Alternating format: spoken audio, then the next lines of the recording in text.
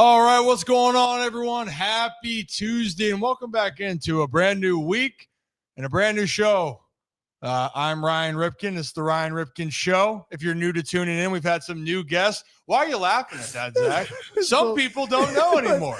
You know? Hi, I'm Ryan Ripken. Welcome to the show. This is the Ryan Ripken Show. It was just the way. Don't you love that? You know what? I'm a little bit disheveled, Zach. You know what? It was a long weekend. Recovering and also trying to recover because it's going to be a long week. Why? It's MLB Trade Deadline week, and we got a whole lot to talk about this week. Plus, we got a special guest that's going to join us later on in the show. We actually have two great guests that are joining. One baseball related, and how about one movie related that also has to deal with sports. But at 3 p.m. here in about 15 minutes, Matt Blood, Vice President of Player Development for the Baltimore Orioles, he's going to join us to talk about the recent draft class and the prospects that are coming up, and giving you guys a little bit more insight to how it all went down and what it is really like for the Orioles, and get you inside the minds of organizations trying to navigate and how they pick talent, and especially a pool of players where the reality is you never know. But from what we've seen, a lot of experts loved what the Orioles did with the players they selected. And then at 3:30 this afternoon, Happy Gilmore 2 came out on Friday, Zach. So we're having Chris Titone, who was in Happy Gilmore 2, actor, producer, writer. He's going to join us to talk about what it's like to be in Happy Gilmore 2 and also the experience of it all. That's an iconic movie. Even you have seen it, Zach. Oh, yeah. Which I'm proud of you. I should have worn my shirt. It's always in the hips. You should have. This would have been the day. This was literally the one day that it would have made total sense to wear it. I guess it kind of makes sense anytime because Happy Gilmore is just a fantastic movie. So there we go. Oh, did we get? Yeah, I saw Tyler O'Neill just hit a, and then Urias back to back. Cool. So as we know, I guess if you guys have figured it out, we've already figured it out. The Orioles are playing right now. Yeah. They got a doubleheader and a lot of decisions that they still have to make. Now, we're going to talk around baseball today as well and preview what could happen. We don't want to get too much into the rumor mill because they are rumors. But Thursday is the deadline, 6 p.m. Eastern time. We're going to have a longer show. Hell, Zach, whether I told you this or not, we're going to just do it live. We're going to have 4 hours on Thursday. Yeah. At least 2 to 6. But knowing how things are, we might get going earlier. Just the nature of the beast. Yeah. So stay tuned for that. We're excited for it. I was going to say, we said that exact same thing last year. We're like, yeah, we'll be live around, 3 o'clock, 3 to 6 to finish it out. And I think the Orioles made a move at 12, and we were on since. We're off and running ever since. And the Orioles were active last year as being buyers. This year, they have a little bit of a different side of it where they have a lot of great options that teams that are looking to buy might come to the Orioles well to make a decision. Well, if you're new to the channel, hit that like and subscribe button. If you saw us live yesterday, it was the breaking news around Emmanuel Clase and then Bryce Harper and Rob Manfred's little dispute, whatever you want to call it. We're going to talk a little bit about that today as well. And there are some injury updates on Grayson Rodriguez, or the lack thereof, but explain the timeline a little bit more for G-Rod, where it doesn't look very great. And there is a timeline, though, an unfortunate one for the Orioles with closer Felix Bautista. So we'll get into all those injury reports later on, talk a little bit of football at the end. But I did see this, and I wanted to say thank you. And Joe Adams, thank you to everyone again for the birthday wishes. My birthday was Saturday, and if I haven't gotten back to everyone yet, I am the problem. We've already discussed this, but in all sincerity, I really appreciate each and every one of those that reached out. Nothing too crazy. I mean, I will say, Zach, I might have indulged a little bit more than I was anticipating Saturday night. That happens, though. I feel like that. Do you ever truly go into your birthday? Like, there are very few times. Like, obviously, you're like, okay, like, yeah. Like, I'm going to have a fun time. But you always underestimate how fun you're going to have. I feel like that's just a common thing. Well, I feel like when you get a little bit older, too, you even know that it's going to be a little bit harder on the rebound. Yeah. On certain cases. And also, I was really set on nice dinner, have a drink, and then I'm just ready to go home and then not be able to sleep, but just hang out. But of course, we were persuaded. We got to see some friends. Some friends led to conversations. Conversations led to longer conversations. Might have led to another drink. Might have led to 2. Might have led to 5. But it was something that I don't regret. But did I feel like a puddle on Sunday? You're damn right I did. So I one thing I wanted to mention there with the birthdays. And hey, Alex, hey, happy birthday, by the way, as well. And it was also Ryan O'Hearn's birthday. We're the same age. Exactly. Same birthday. Ryan's a hot name, right? Obviously, Zach. It's a great name. That actually is pretty funny. It's Ryan, and same birthday. All right. 2 lefty first basemen. Yeah. It's a big day for lefty first baseman in the world. Yeah. Well, and don't worry, I can do a Rip After Dark talking more about like the extensive of my evening fully. But for now, that's the spark notes. But every year, though, I like to try to take a little bit of a reflective angle on this. And it's not because I'm philosophical, Zach. I'm definitely not a philosopher. But you try to look at what you've done in a year. And I look back, and sometimes everyone's going to say, man, it's been a fantastic year. Amazing, best one yet. And in some cases, that could be true. I also like to explain the whole picture of it because while there was some fantastic moments, you're going to have moments right there that are, oh, well, that was okay, or damn, that could have been better, or whoa, that just absolutely stunk. But I think what I've appreciated more than anything in year 31, as I now move into 32, is the process. And there have been so many great moments professionally, personally, that I've learned a lot about myself.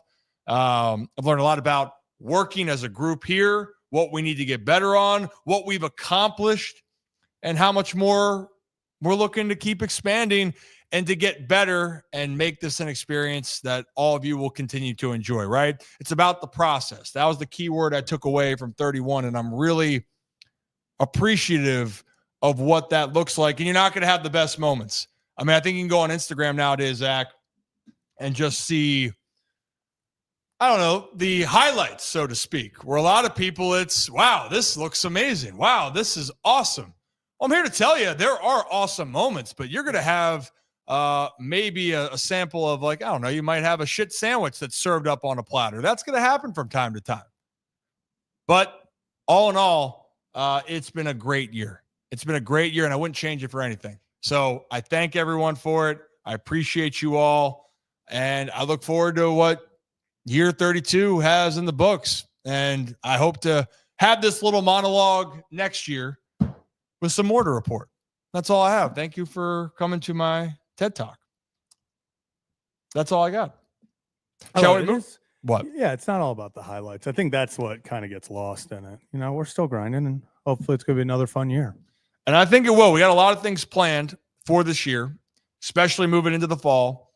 And I know a lot of people are saying, well, what could have been if Baltimore had gotten hot so far this year? Well, I think a lot of people would have loved to see that.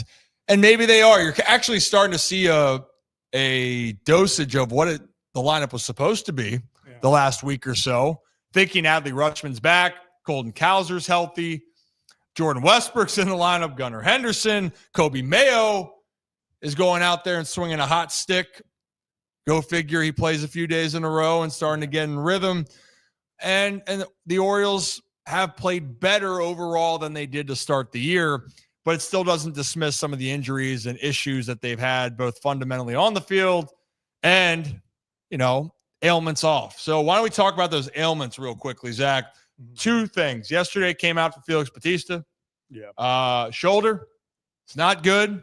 They can't pinpoint the exact issue at the moment, but they said he is not going to be seen for a while.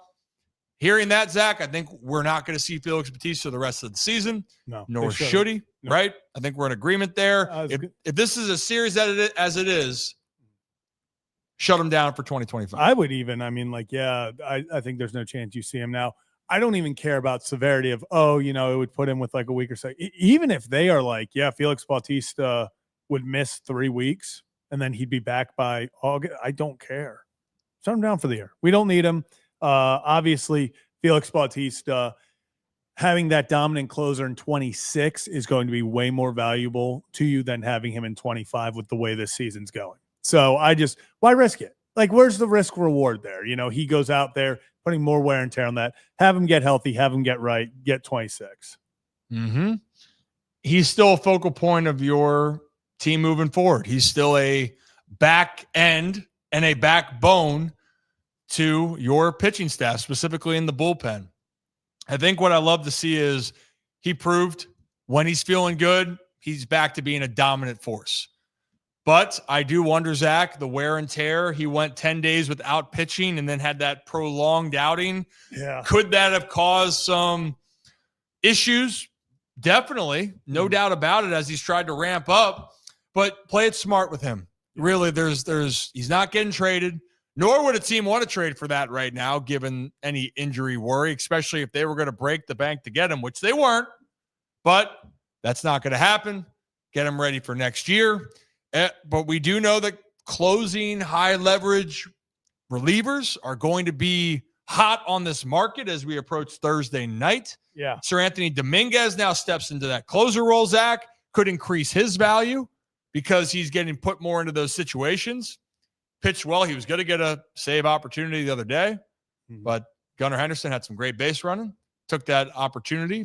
But Sir Anthony is one of those guys we mentioned yesterday. Teams are really going to be looking at what the price tag is going to be, especially if some of these other closers around baseball are not going to be as open to being dealt just because the price package is going to be too much. Yeah, it's going to be the next. What are we at? 40, I got 51 hours. We're at 51 hours until the deadline. We've seen some guys talk about Jim Bowden being one of them.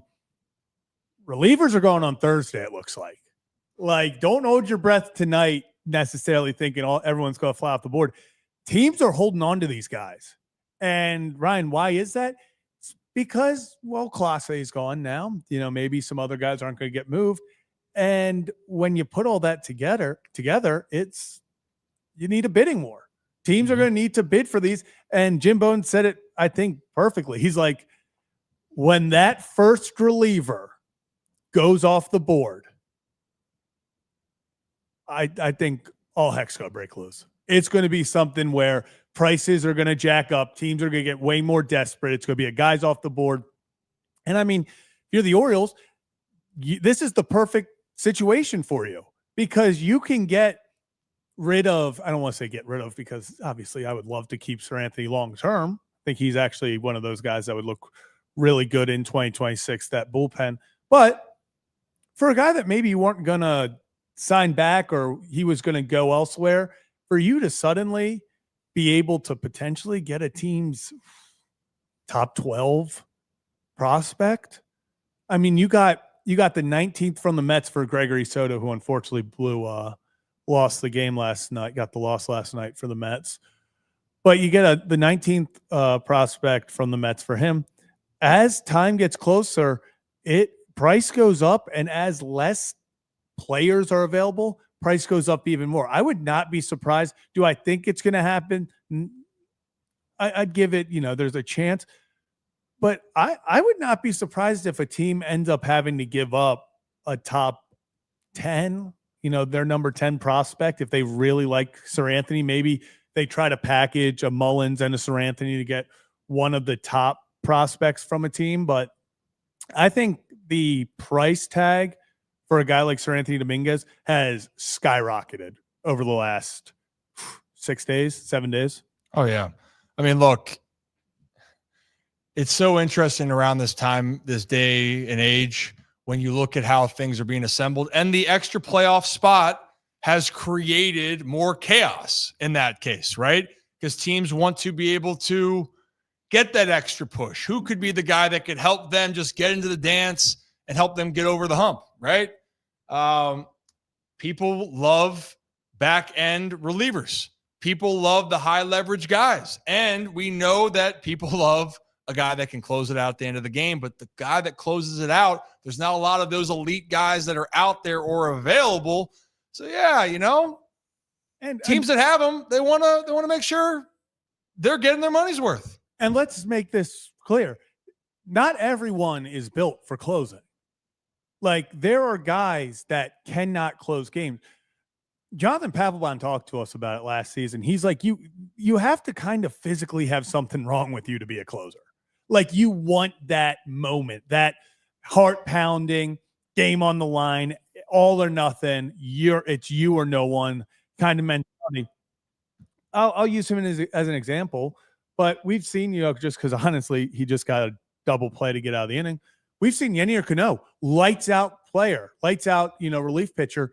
He's had his struggles. Most he's had his struggles with inning wise has been that ninth inning. So for a guy like Sir Anthony Dominguez or a guy around the league who just, even if they are not their primary closer for that team, just having success in that role and saying, hey, if you need me there, I can do it. That's something teams look for. So it isn't always, oh, well, he's a great reliever. He can clearly close games. It's a mental side to closing that some guys have and some guys don't. So just for Sir Anthony or other guys to have that, I think that also makes them even more valuable for a team that's going, okay, if we can get him and we need him, he can go get us 3 outs in the ninth. Yeah, it helps when you throw 100 too. Yeah, that does help. I can't say I could ever relate to that, Zach. I was never was not built for power, built for speed. And when my arm did pitch way back in the day, I probably need better scap work. But a guy like Sir Anthony, a guy that can go out there and he's done a tremendous job, right? And this is the nature of the business. We don't know what's going to happen, but what we do know is he is a guy that teams are going to be interested in. And what happens from here, we'll see. But in the moment, we had a lot of baseball to talk about in general because, let's just face it, a lot's actually happened here specifically. And actually one of my favorite times every time, because that's where we draft. And the draft times have changed. Now, I guess I've been out of the game for a little bit now. It's been 11 years, if I do it correctly, that I was drafted by the Nationals and remembering how special the moment is, right? And then the work really gets going here. And for a lot of those guys, just what now, Zach? It's 2 weeks? Just almost 2 weeks now since the MLB draft happened. Yeah, 2 weeks? Oh, like 2 weeks. Yeah. Exciting time. Yeah, I know. Time's flying. It's going to be August. I literally, when you said the draft, part of me was like, that was last week. But it was not last week. That kind of makes it feel like everything's rushing. Yeah, 2 weeks. Yeah. Well, we got a guy that can talk about the draft. And actually, I might have to talk to him about some basketball, too, because I know we both like to hoop. Matt, if you're ready, just give me a thumbs up when you're ready to rock and roll. Perfect. So it's really cool for me in this situation, Zach, because I got to know Matt when I was still playing in the Orioles organization. And we went on a different trajectories. My career ended in one way. I'm in somewhere else. And Matt is continuing to help with the development of where the Orioles are going. And it's really cool to see all this. And I got to see Matt play basketball in the process. But let's bring on Vice President of Player Development, Matt Blood. Matt. Hey, good to see you, man. How you doing? I'm good. But are you getting your hoops in still? No, it's terrible. I did play in spring training. We have staff basketball once or twice a week in Sarasota. So next time you come down, you got to come show off that sweet left-handed shot that you have. But I've not played since then. That's what happens when you add the draft to your responsibilities. You don't have time to do anything else. Yeah, your responsibilities have continued to grow since you and I met back in 2020, right before COVID, which is crazy. And thank you for giving me a couple flowers. Zach sees me shoot. We have a Papa shot in here, Matt, and it's just put it this way. I try to tell them, hey, I can shoot okay. It's not that bad. And I am awful on the Papa shot. You're an excellent basketball player. Oh my goodness, Matt. You know what? I just need to see you more so you can pump me up. That would be great. But you are right about your responsibilities and staying busy. Baseball season, I always say the players, they got a long responsibility. You ever been around people in the front office and the hours, the tireless hours? Maybe real quickly, Matt, walk me through what it was like for you leading up to the draft on the day-to-day. just to give people an insight to what that actually entails? Well, the ultimate goal is to have the players ranked at least 3 to 4 days before the draft. Like you want to know how you would go about drafting them. And so that's a huge undertaking. There's a lot of players and there's a lot of opinions and there's a lot of information that goes into making that decision. And so we're compiling as much information as we can. We're having a lot of meetings, a lot of phone calls, Zooms with players.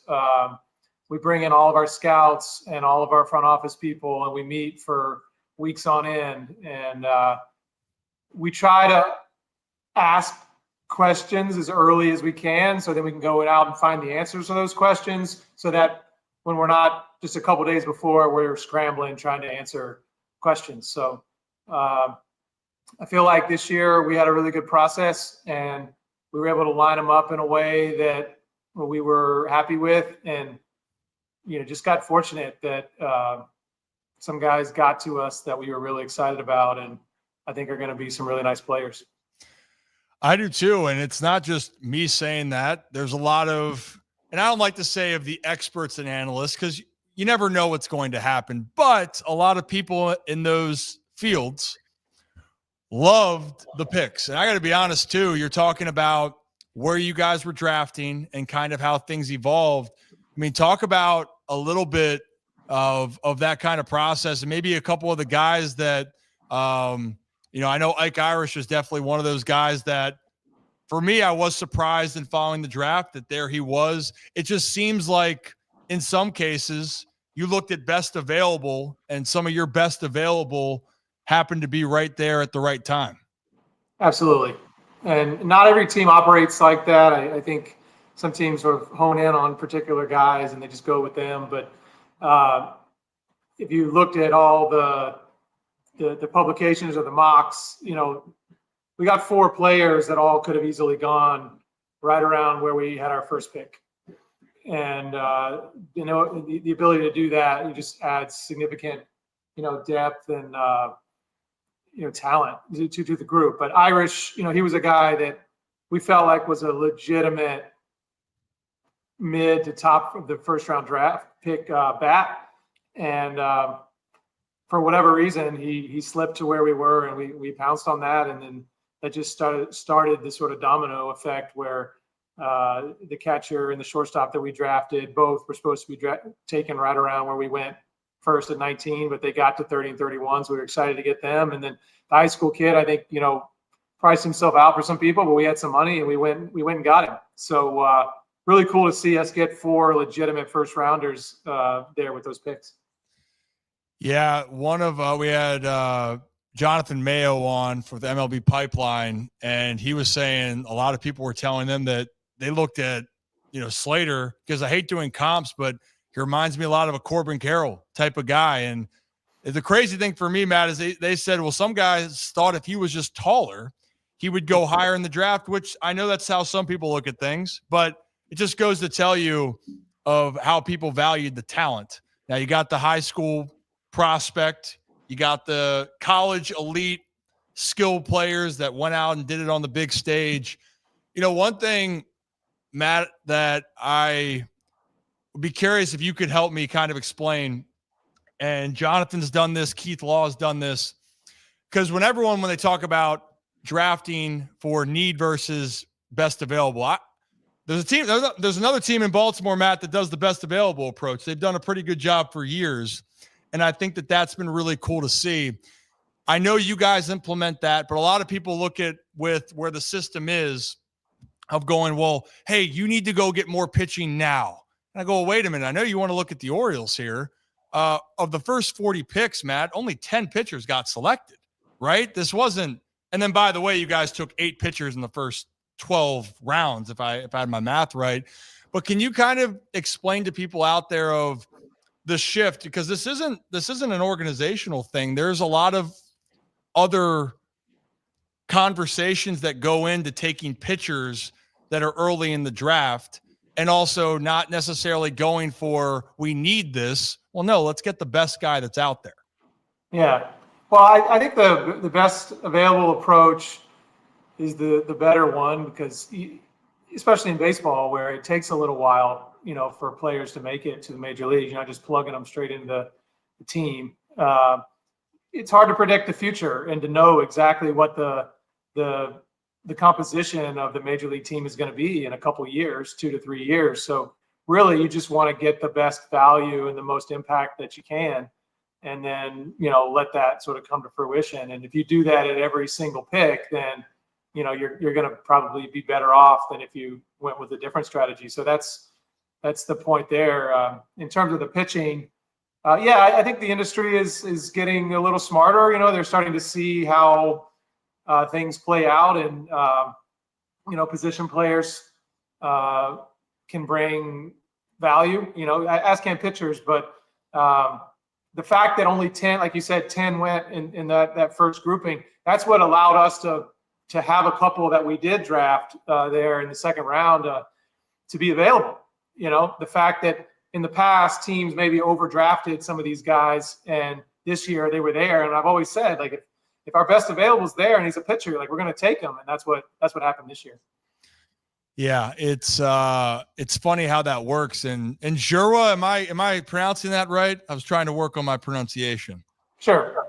Is that, I don't know. I hope that sounds about right. But I was looking at him. I go, man, as a hitter, and I'm being a lefty, Matt. Remember, I wouldn't want to face him anyway. But 2, he's deceptive. And looking at his profile was really exciting to see. But that is something where assessing on boards. And I also know too, Matt, like going to the best player available approach, I heard from other people where pitching wasn't necessarily, besides maybe some of the top arms early in the draft, it's just kind of where it maybe wasn't as strong at the very top.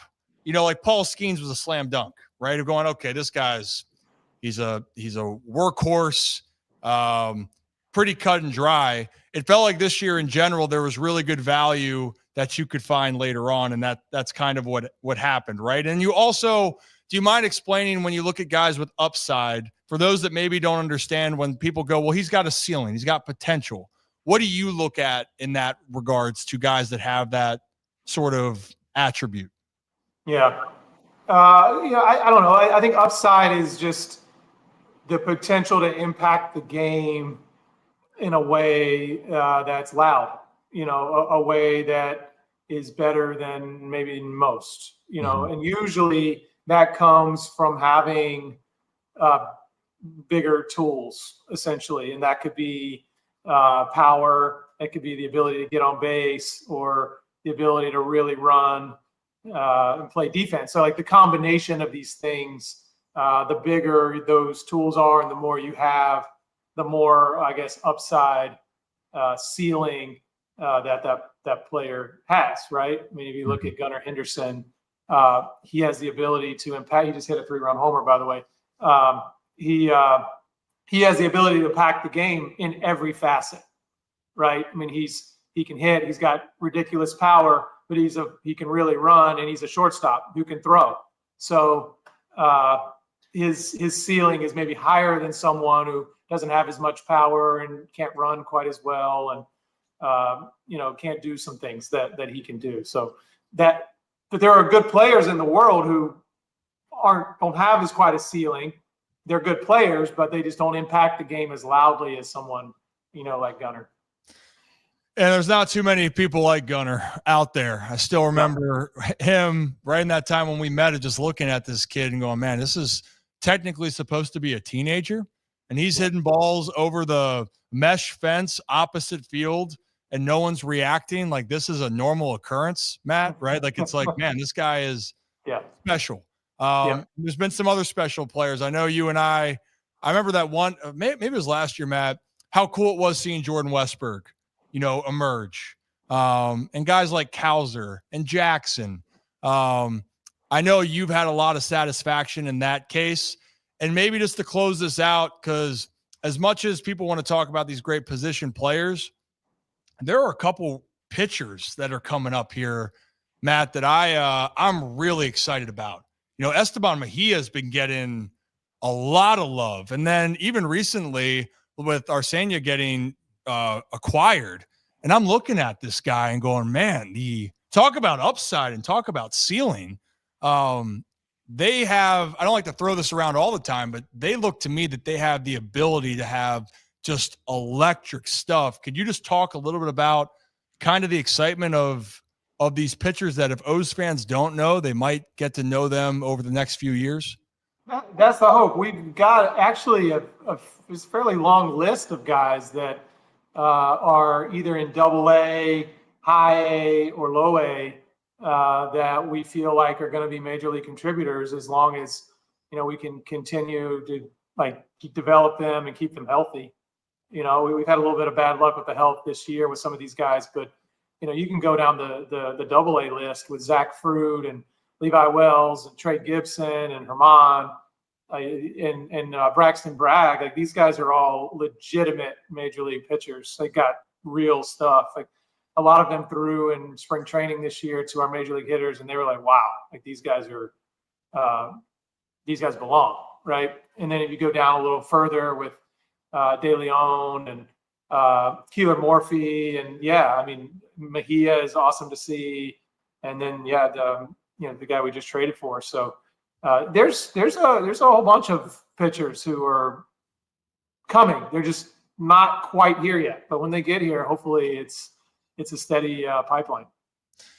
And I think it will be, Matt. I trust a lot with what you're doing. And again, I've seen it, so it isn't me just giving that stamp of approval. I got to be around it, and it's been really fun to watch. And before I let you go then, Matt, is there anything specifically for you that you would like to highlight or that you're really excited about here? As I know Baltimore in this case, I try to remind people, it's been a really good 3 years.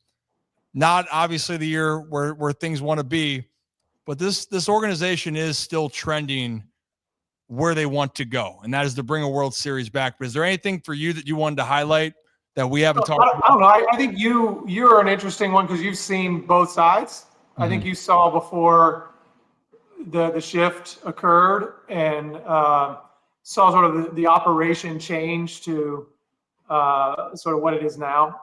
And, we've got a lot of really good people and coaches that really care.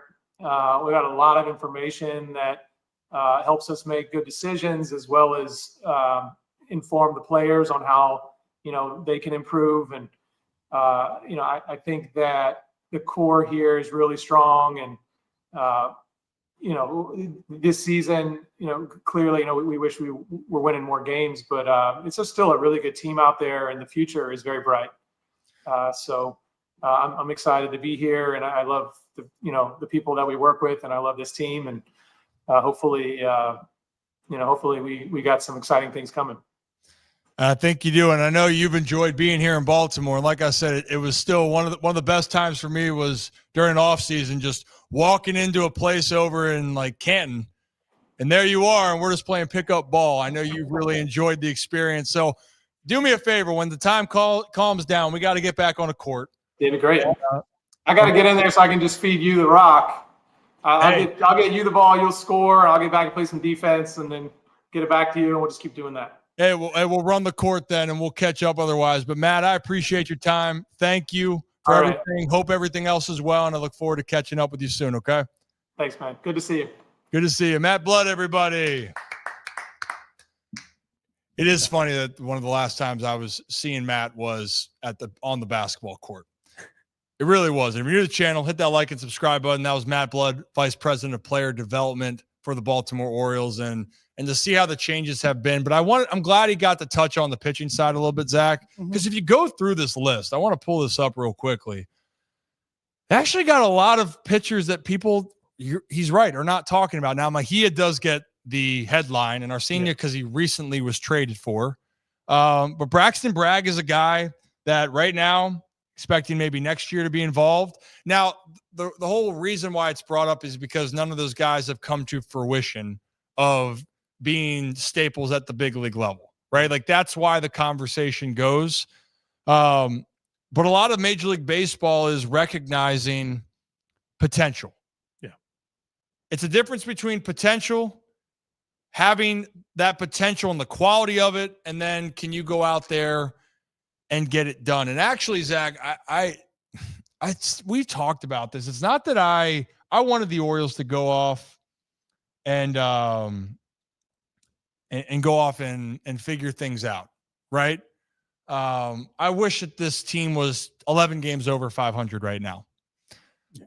But I think with this, one thing that they maybe were hoping for with some of these guys is that they were hoping to see who can get some more playing time to be a big part of it. And I think that pitching just wasn't necessarily there, where they trusted more arms that had been around the block, right? Like relief pitchers, that maybe some of these other options can be stable forces. But then on the other flip side, how about Kobe Mayo right now getting a run? Yeah. So there's a silver lining to this. And by the way, the Orioles won today. We hope so. Did they not win the game yet? No, it's 14-4 in the 8th. Oh.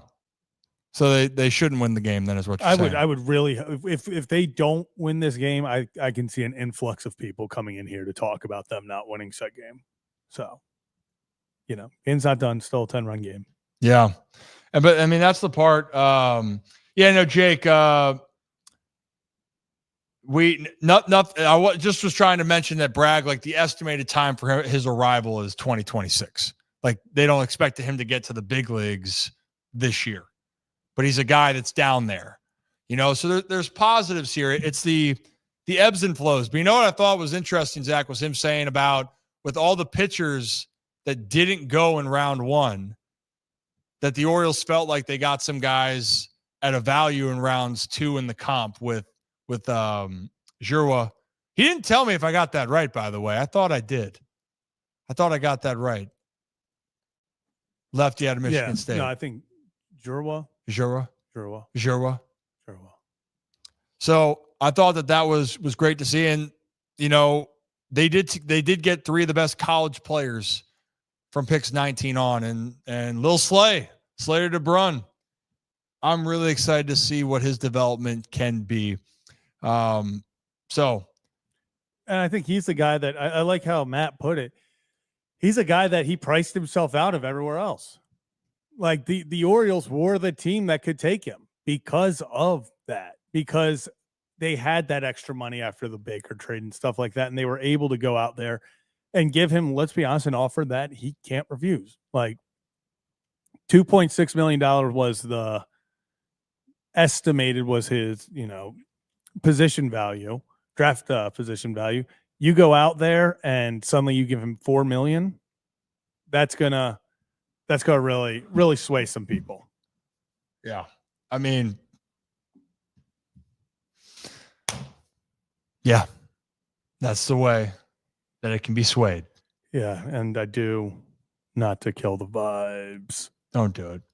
But Isaiah likely was just carted off the field with a lower leg injury. No way. Yeah, last play of the day. Yeah.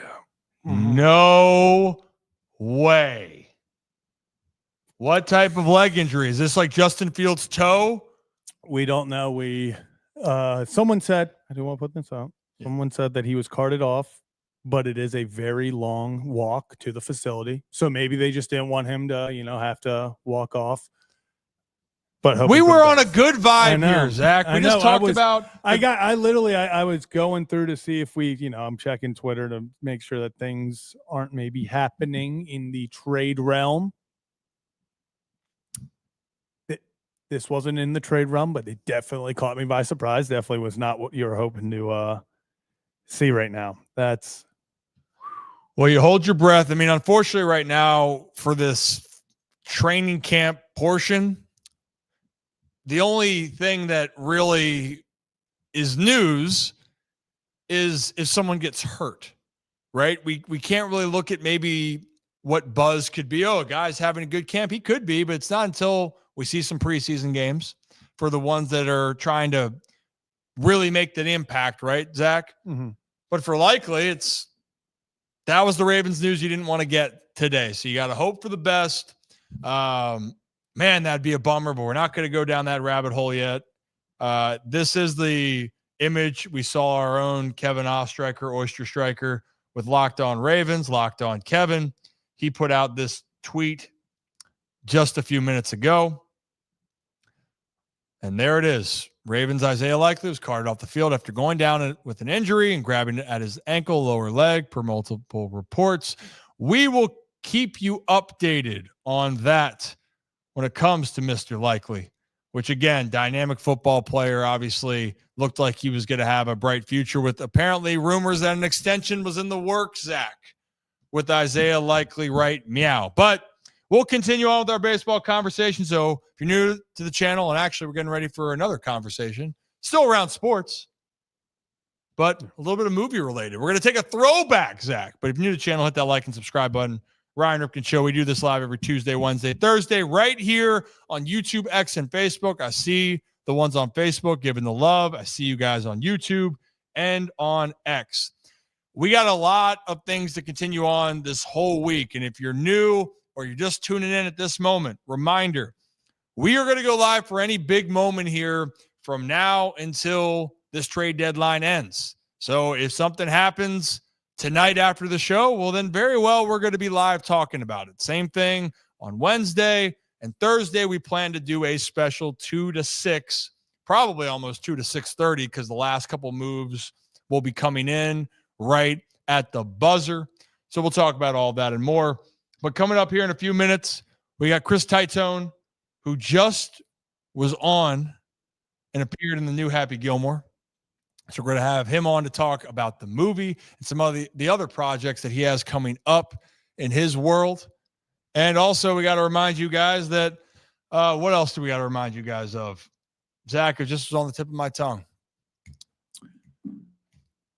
What were we think?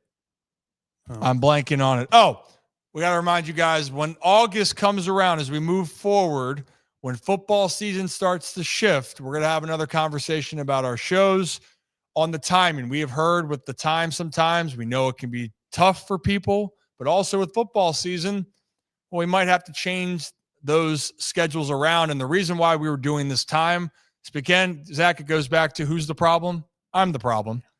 I had some pregame obligations with the Orioles. So as that season starts to dwindle down, we will have some show changes here on this situation. So keep you guys informed for that Ryan Ripken Show little tidbit. And seeing Talking Sports, speaking of Happy Gilmore, Alex Jackson is up to bat. Did you see that home run the other night? Yeah. From Alex Jackson? That was where he did a little step in. Yeah, a little softball, a little Happy Gilmore step in. It was good.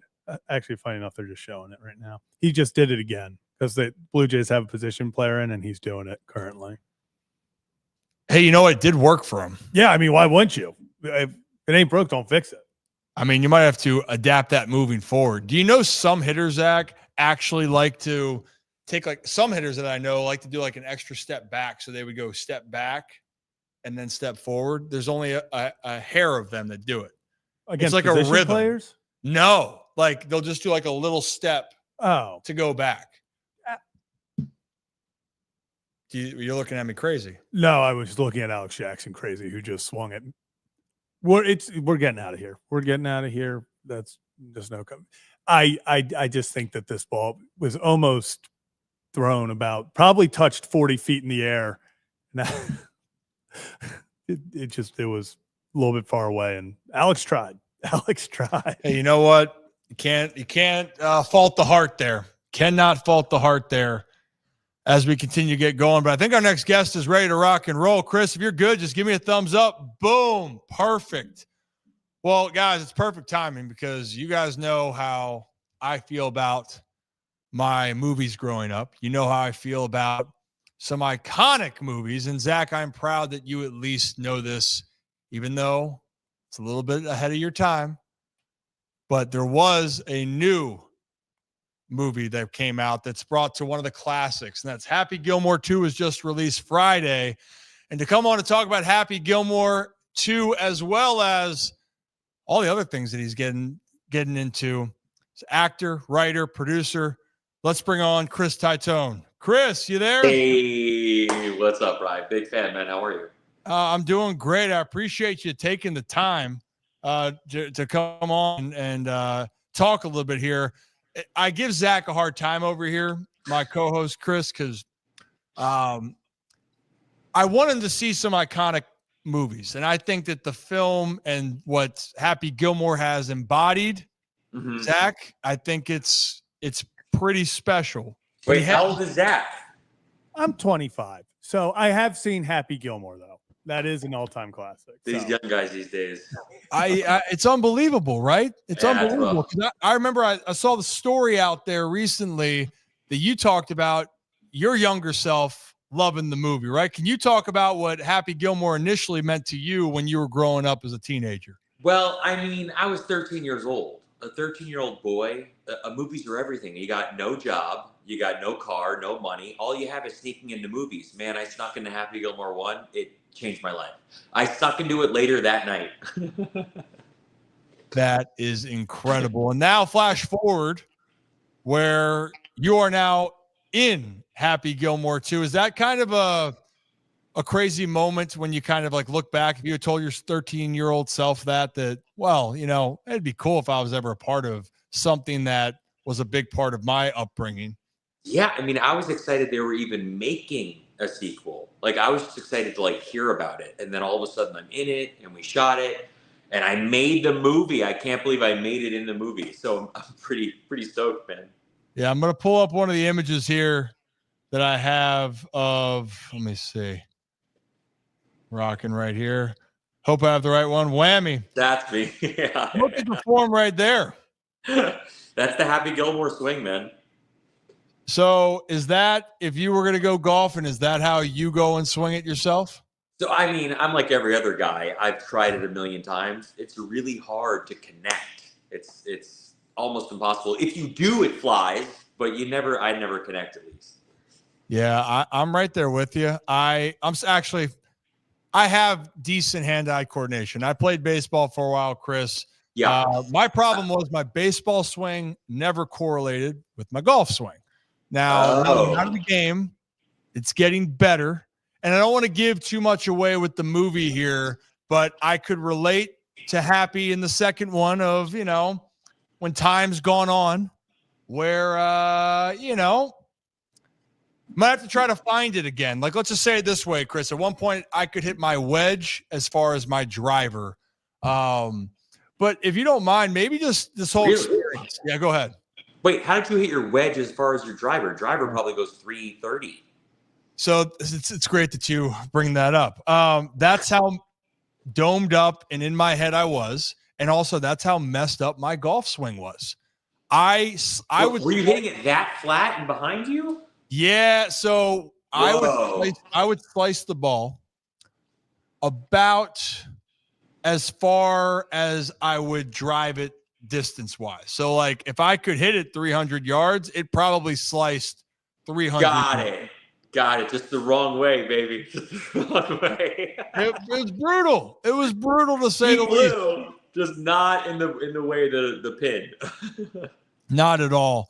But Chris, talk to me about this whole process. And for those that want to know more about being involved with this production and the everyday, and also having it be surreal, you know, what were some of your favorite parts of, not necessarily saying the movie, but maybe the behind the scenes of what you got to be a part of?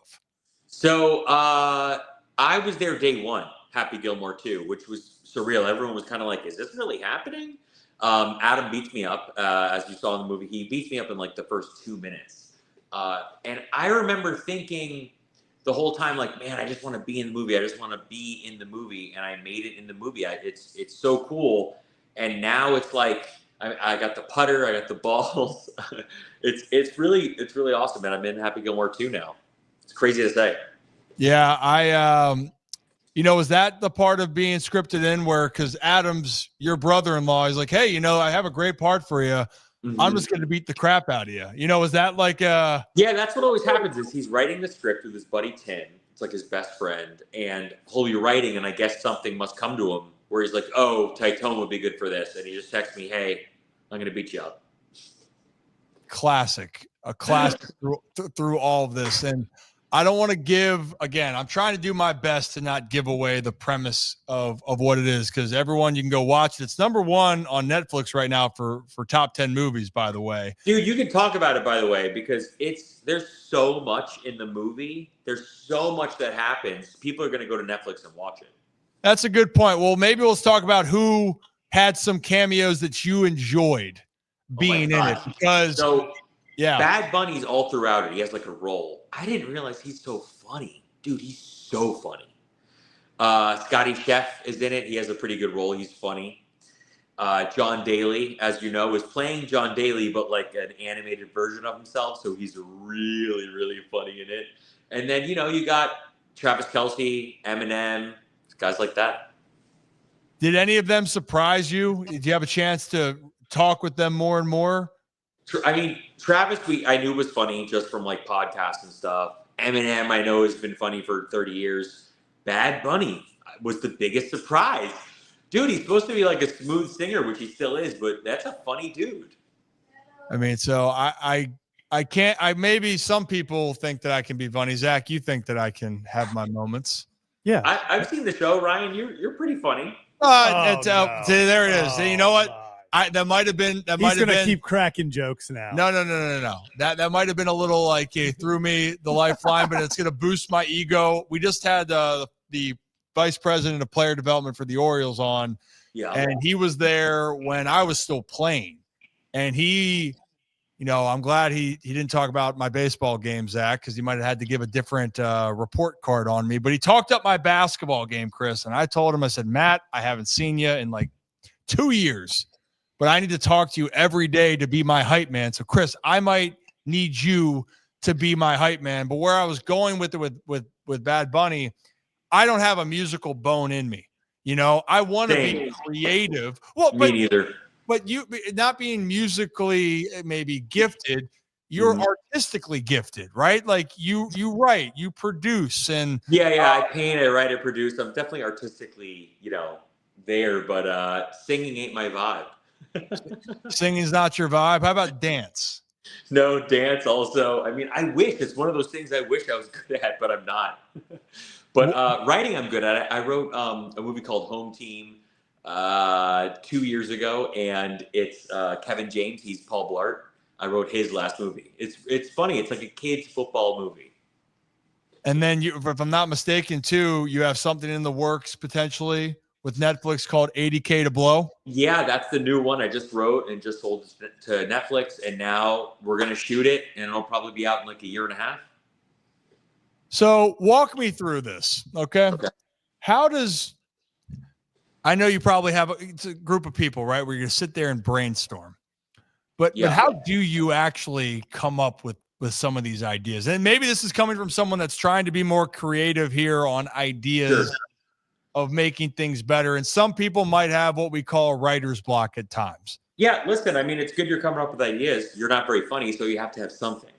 Anyway. There it is. There it is. Boom. So I can tell you my experience, you know, as a podcaster and a baseball player, that every contract is kind of different. We're going to pay you this much if you get to first. We're going to pay you this much if you just, get to whatever it is. And my contract was different in the way that I wrote a movie, it did well. So now for the first time ever, they were kind of like, what else you got? And me and my best friend, Keith, I have a best friend too. Keith, he's the funniest dude. Oh man, he's so funny. And we wrote another movie together. The Home Team was G-rated. This is R-rated. So we'll see, we sold the idea and then we sold the script, and now, we have to shoot it. It's pretty easy for Netflix to pay me, but for Netflix to pony up the money to shoot the movie, that's where we are right now. Well, it's always steps, right? It always takes time. For those that are interested, I always like hearing the story. Yeah. And you have a story. You have gotten to this point. You've had successes, but I'm sure through the successful moments, there's probably layered moments of failure and trying to. I've written 7 scripts. 7. We've made 1 and we sold 1. So 7 total scripts, only 2. So I'm 2 for 7. It's not bad, right? That's good odds. Is that good in baseball? honestly, if that's baseball terms, Zach, 2 for 7, that's hitting 270. It's over 250. Yeah, I was gonna say it's over 250. It's above league average. 275-ish. You're getting on a team, right? You're getting signed. Oh, you might be getting a multi-year contract if you're hitting like 260, 270. I like Maybe it. you got a little power in there. Maybe you have one big year, Zach, right? That could lead to a contract. I like it. Maybe Timing. It's all timing, right? It's all timing. And 285. 285. That's, oh my goodness. Yeah, you're getting, I mean, if You're we're a monster. Are you kidding me? 385. So we got the 285 right now, Zach. Let's think about this for a second. Let's just say gets 15, 20 bombs, 20 jacks right there. Multi Tyler O'Neill level deal, maybe more. Oh, for sure. 16 mil a year. Yeah. I think that would work. A nice little contract there. But then, Chris, with those, what prompted you to want to write? You know, what did you do to get to this point that you were really passionate about it? And, you know, what were the struggles to getting to write the 7 scripts? Well, you know, I was always an actor. I was on that show, Californication with Dave. Yeah. And eventually I said to myself, listen, I'm not really getting the roles that I want.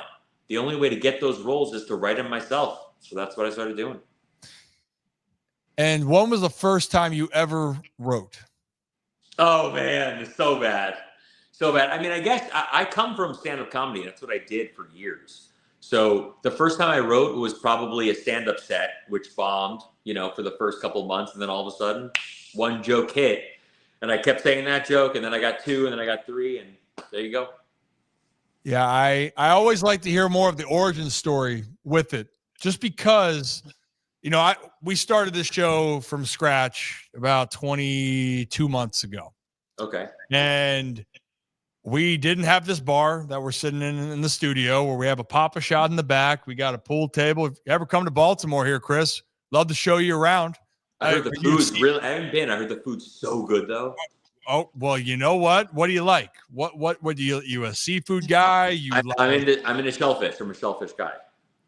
Okay, then you're gonna come here. We're gonna get it figured out here. I have the right people to be in contact with you to make this happen. We have a great food scene. But when we started off, we had like 2 couches, and it would just be a camera looking at me, a camera looking at Zach. Mm-hmm. Poor lighting too, by the way, very poor. And me thinking of like, who the hell actually wants to watch this? And we went from 0 to right now we're over 20,000 on YouTube. Went from 6 people watching us to now, you know, I think over the last month we now had 4 or 5 million views on our channel, and we're sitting here going, well, damn, like, what the heck did we do right? You know, ever since you put a camera on Zach, that is one good-looking dude. Whoa, okay. Thank you. Chris is really trying to. My favorite interview ever. This is fantastic. Oh my goodness, Zach, you're just over there. Is there anything you want to ask Chris about anything with? No, actually, I'm glad you asked about, or you brought up, Chris, the part of like you wrote, you know, your stand-up set, and it bombs, and then it's like, but then you get that one, and I feel like that's true for so many people, especially in, you know, the entertainment industry and stuff. It's like you're gonna put out so much crap that it's all about like finding that one and then building off of it, and it's just so many times I think, you know, whether it's, you know, out there writing, you know, whether it's acting, whether it's whatever, it's so much of it. People think that like, oh, everything he writes hits. Oh, he's had this talent for years. Everything since he was little, you know, was a success. It's like, there's a lot of, you know, for every great movie, for every great scene, there were a lot written that you were like, okay, yeah, we got to cut that out. Yeah, that was good. Totally. I mean, I'm just okay with hearing no. I'm okay with hearing you suck. You know, I've failed so many times where I'm not afraid of failure anymore. That's really what it comes down to. Always like that? You know, was that something, or did you have to kind of learn to be? I was a kid actor. I remember, you know, being young and being on auditions and hearing the cast directors being like, he's a little short, or he's a little tall, or he's a little fat, or he's a little skinny. I'm like 10 years old. I remember that kind of built my skin up, you know? Yeah. Oh, wow. That is so crazy. Talk about getting thrown in the fire. You know, you hear it all then. Yeah, Chris, I think I can relate to you on that, because on a different lens with it, because I'm sure you get a lot of time of going, oh, well, you know Adam Sandler. Oh, there's a connection there. I grew up in Baltimore. A guy played a lot of baseball games. They're celebrating his 30th anniversary here in about a month. That's but fun. as a kid, I grew up with, these maybe more pressures of being more scrutinized. So that is fascinating to me, because you were kind of thrusted into that role where you're going, well, dang, okay, well, people are critiquing what I'm doing. And it's at some point you just said, screw it, right? You know what? You come to terms with it. I finally gotten to that point. It took me probably a little bit longer than you on that front. I wanted to play baseball. Well, you've got the last name. I don't have the last name. That's a different story. Yeah, but it's the same concept of dealing with pressure when you're a kid. You know what I kind of figured out is, like, even the kid that has the last name or that doesn't, or that comes from nothing, everyone's got that weird pressure, man. It doesn't matter who you are. Everyone's got that weird pressure. I don't care. Get to first. Figure out getting on base. That's all it really comes down to, right? Yeah, I mean, if you can stay focused on what you can do and what you can control in that moment, right, that's going to best serve you. When you start to think about, well, if I don't get a hit here, if this doesn't work out well, and you mentioned that you stopped caring about failure, for you is if this joke doesn't land, what happens? Look, and I'm here tomorrow night. That's what happens. I know I'm here tomorrow night because I'm psychotic. At least I have that where I decide whether it's time to quit or not. Baseball, you're told. That's hardcore. Yeah.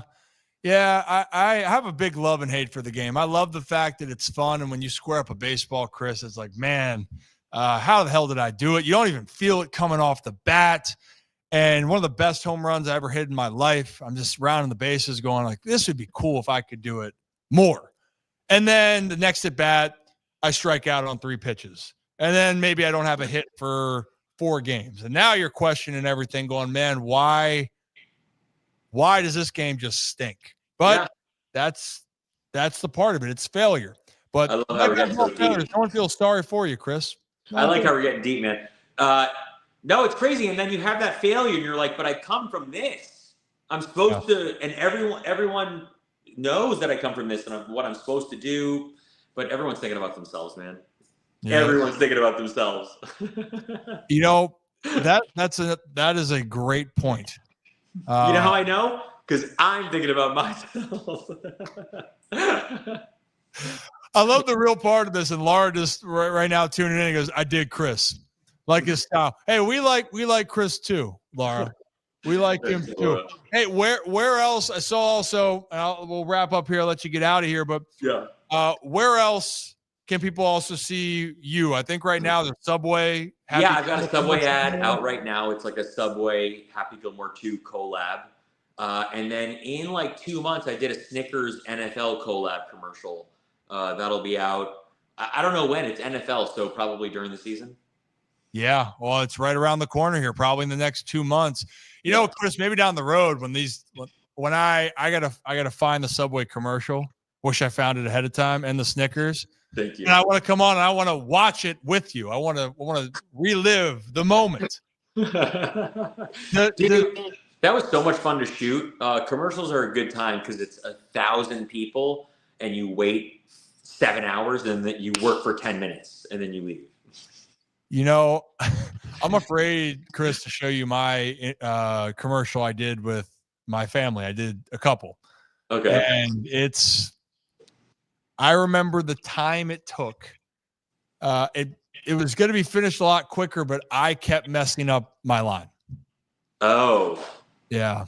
And the line was, "Hey, Dad." Oh. Yeah. Okay, but it was more of how I said it, not the words. They just didn't like how I said it. Does that make sense? Yeah. So you're supposed to say like, "Hey, Dad," and you were saying like, "Hey, Dad," or like, "Dad." Hey, Dad. Hey, Dad. Like I'm pointing over, and actually, R.I.P. Ozzy Osbourne, his family was in the commercial, and it was supposed to be like, "Oh, my mom's over there, and my mom's got a crazy wig on because she now spent too much time with the Osbournes," and it was like telling my dad, like, hey, Dad, like, check out what's going on. And I just kept going like, hey, Dad. Yeah. It's tough. It's tough Yeah, for the program I here. get the idea for the ad. Well, Chris, I appreciate you taking time. I'm excited with it. And for anyone that hasn't seen Happy Gilmore 2, go watch it. And you're right. There are so many different elements. And I saw it did here earlier because we are based out of Maryland. Yeah. Julie Bowen is a Baltimore fan. Is Julie a Baltimorean? Is that what you call a Baltimorean? We're Baltimoreans, right? Yeah. Baltimore. Baltimoreans. Yeah. Julie's a Baltimorean. Or Baltimore. Okay, that's fun. I mean, it sounds like, I don't know, like a team, like the Baltimoreans. We are the Baltimoreans, Chris. Yeah. We are one. one. Sounds like a movie, doesn't it? Tonight, Tuesday at 4, the Baltimoreans. See, that's the voice right there, Chris. Like, that's what I need to learn. See, You right like there. that? It's the movie Right trailer like voice. I loved it. Well, Chris, where else can anyone find you if they want to follow what you're doing, the next steps, all the above? Where can they get my Instagram is Christopher Titone. Follow me there. My TikTok is Christopher Titone. Follow me there. But for now, go to Netflix. It's out now. Happy Gilmore 2. Beautiful. Well, I think that's simple enough. Go look up Chris's name, number 1. Go watch Happy Gilmore 2, and go watch Chris get the absolute crap beat out of him. And early and often there. Early. I mean, it happens within 2 minutes. You see my ass get kicked, so it's fun. I'll be honest. I went back and watched that specifically when I knew I was having you come on about 5 times. Because I can't do it for that probably would have gotten me trouble if I like screenshot it. I wanted to like walk me through this, but it was incredible. I lost you there for a sec. Can you hear me? I can hear you. Can you hear me? Yeah. No, I got my ass kicked really fast. And, if you listen, my character ends up with Grandma's house. I have Grandma's house right now. Boom. See, this is why you need to watch it. If you have no idea what the hell's going on, even more reason to go watch it. And Marion Francis, Happy Gilmore 2 was great. Just saying. Thanks. All right. Chris, appreciate you, man. Thank you so much for coming on, and look forward to chatting with you in the future. Bye. You're the best. Zach, what's up? Thanks for having me, guys. Awesome. See you, Chris. Chris Titone, everybody. I love the energy. I love the energy. And he was trying, he built me up initially, then, built me down for a second. Built you up over there. I don't know why. I mean, you're a good looking dude. Thank you. But no, doesn't it feel good? I love that. That was an incredible. And I love the energy. And I love the perspective. Contagious. I love the perspective of, you're gonna, all it takes is one. And then, you kind of get the ball rolling and kind of all of that. That was a really cool perspective to get. You know me, Zach. I love hearing more on the what goes to get to where you are. In that case right now, where it might seem cool, hey, you're getting to do commercials, you're in movies, you've been involved with film and acting for years.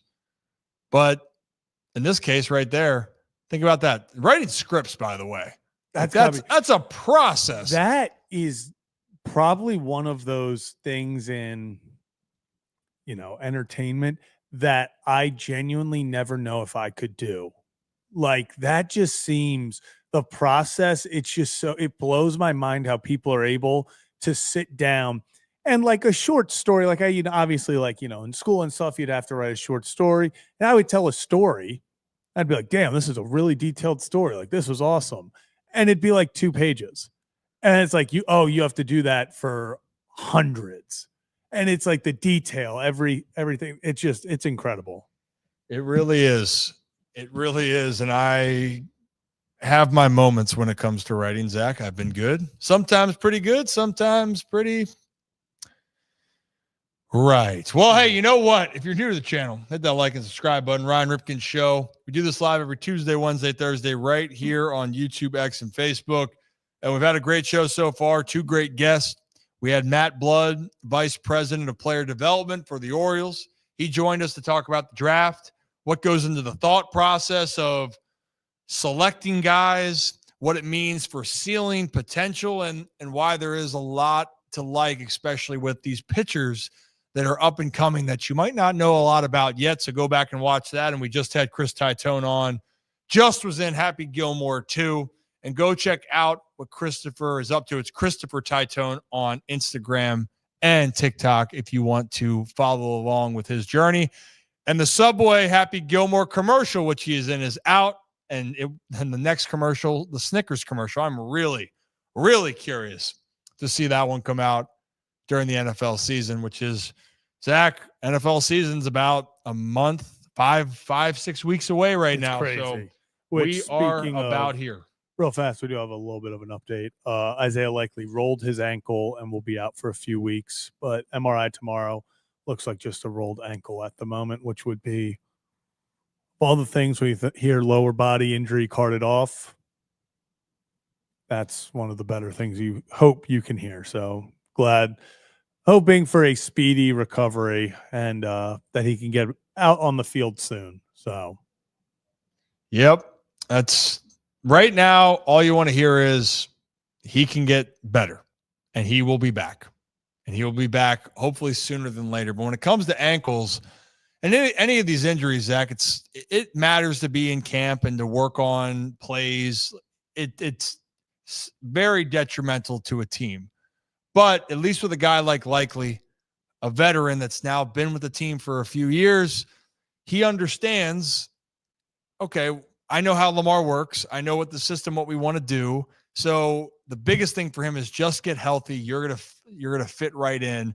And also, by the way, he's still got Mark Andrews, which I know people want to look at last year's playoff game and think that, oh, it's a down time for him now. Mark had a great year after week 6, by the way. When he got going, it was him having like a touchdown or 50 yards in almost every game from week 6 on. He was sensational, still one of the best tight ends in the game. But Isaiah Likely, definitely a rising star in the tight end position. But, Zach, let's talk a little bit more about baseball now. The Orioles, they have now won 2 in a row against the Toronto Blue Jays, winning 16-4, where they were just handing out hits to everyone.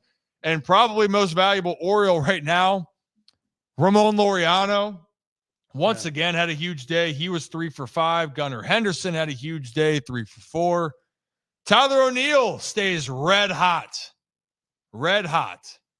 And the only problem is you wish he was healthier and getting right earlier on. And also, it's a very good reminder for fans. Ramon Laureano is a player that Oriole fans complained and didn't like after the first 2 weeks of the season. And now he has developed into one of the best stories on this Orioles team. And then Tyler O'Neill right now is showing why he was signed for $16 million a year. So he can put the ball out of the ballpark and he can make an impact. Now, Zach, he's up to slugging 450, just like that, after having another big ball. But the question will be, who will be on this Orioles team as we approach July 31st? That is the deadline at 6 p.m. Charlie Morton, you saw a lot of people going on quote-unquote hug watch after his outing. You know, maybe we can put that in the – I might pull up that photo real quick. You saw that photo about the Charlie Morton hug watch? Yeah, from Avi. Everyone was worrying. Even though, to me, it's just looking like, okay, that's just giving hugs. Like, hey, great outing, man. Proud of you. I would say usually I don't here. I'll share it right here. Proud of you, bud. Yeah, you know, you might be. I think this hug from Gunnar right here, you know, them hug. Usually when they're doing the quote unquote, you know, afterwards, like, oh, hey, hell of an outing, all that. I don't think usually it's every position player in a line kind of hugging. This felt like the writing on the wall. You knew what was happening.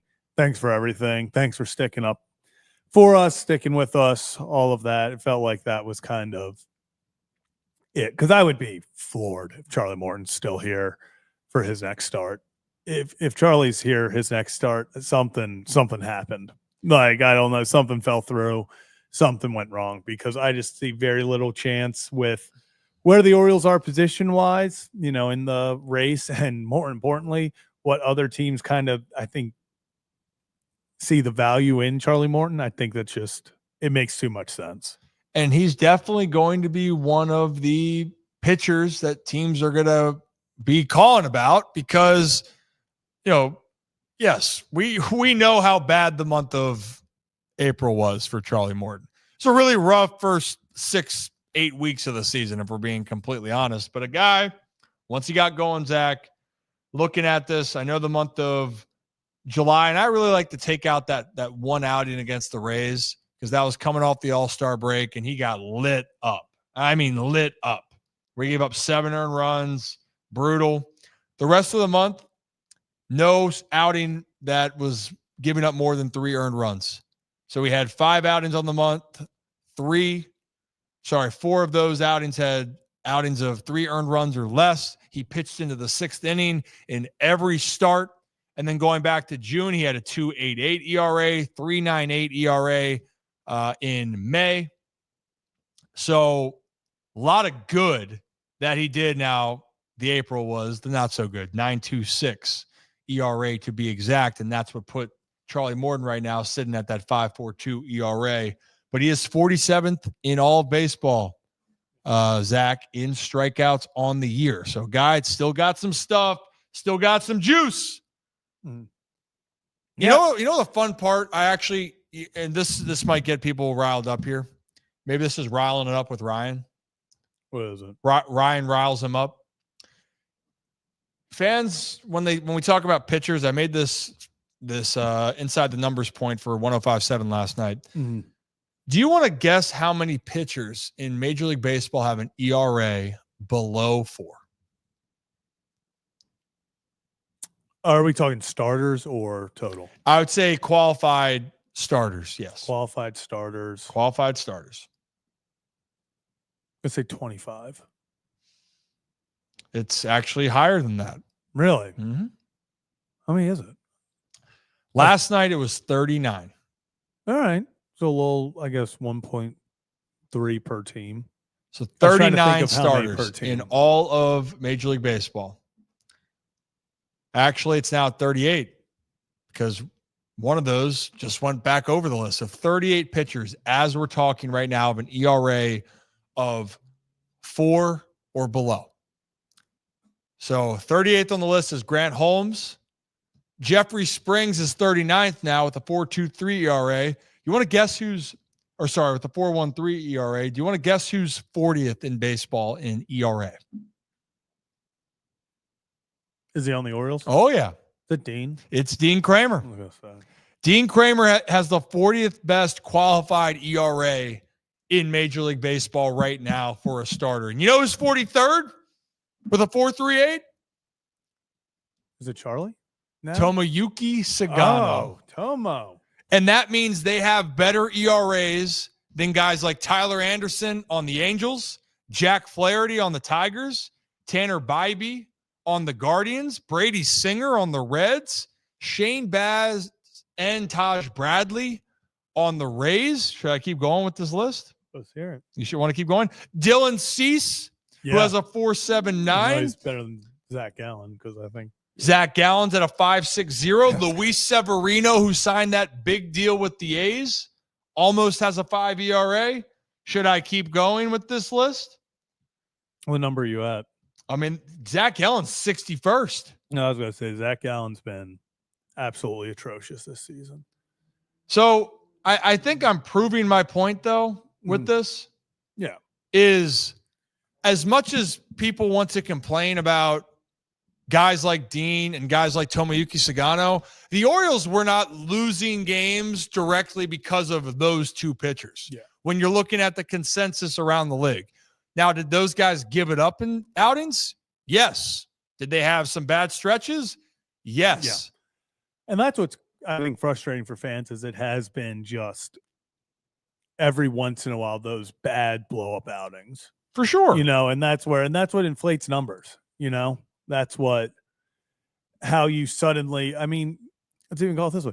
Trevor Rogers if he went out there and gave up 6 runs in 3 innings, his ERA would skyrocket. Like one bad outing, it seems like this year especially, pitchers are having just 2 or 3 bad outings and a lot of decent outings, but ERA is just flying through the roof because people can't stay consistent. One bad outing is inflating numbers so much.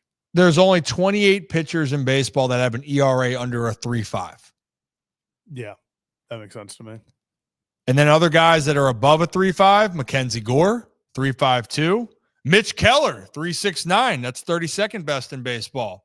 Kevin Gausman, Toronto Blue Jay, former Oriole, 3.82. Bailey Falter's a name that's been floated out there quite a bit on the Pittsburgh Pirates, 3.82 ERA as well. And then you get closer right to that list where Dean Kramer is. So I just want to emphasize with this, when you're looking at value of players, don't be quick to judge or push off from some of these options. And that's why, like Sagano, I'm really curious, Zach. I think that he's an interesting case because he had a rough stretch, but overall he's had a good year. Charlie Morton's been around the game for a while. That's had a good last couple months. They're not moving Dean Kramer. I don't want to see that. Now, Trevor Rogers, you're wondering where could he be? Well, he's not qualified yet. Trevor Rogers, right now, if you want to talk about ERAs, that would put him up there. Actually, I believe, Zach, I think he'd have the top ERA in all of baseball, if I'm not mistaken. If you just on, he would have the lowest ERA in all baseball if he was qualified. He has a 1.49 through his outing so far as a Baltimore Oriole. Through his 8 starts, he has a 1.49. The one that leads baseball in all ERA, if you guys want to know the answer to that question, I think I have it right here. It's Paul Skeens, 1.83. That's just ridiculous. And he has a losing record, by the way. I was going to say, but Luda, that's ludicrous. Free Paul Skeens. Paul Skeens. Paul Skeens walkout, school walkout tomorrow. Yep. And I mean, look, I'm seeing this where, a testament to show how terrible Major League starting pitching is nowadays. I wouldn't even say that it's so terrible nowadays.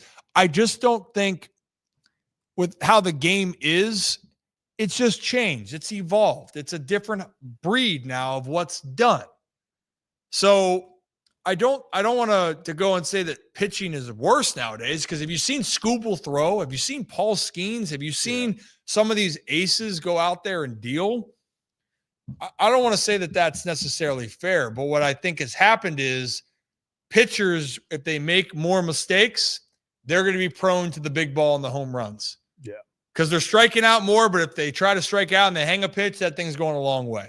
Guys aren't pitching to as much of, their strengths, or pitching to contact. They're pitching to power pitching. And power pitching can lead to some power results, both as a pitcher, but offensively, guys can put up some numbers. Yeah, and I mean, if you want to talk, pitching, there are only 9 guys in baseball who have a average over 300.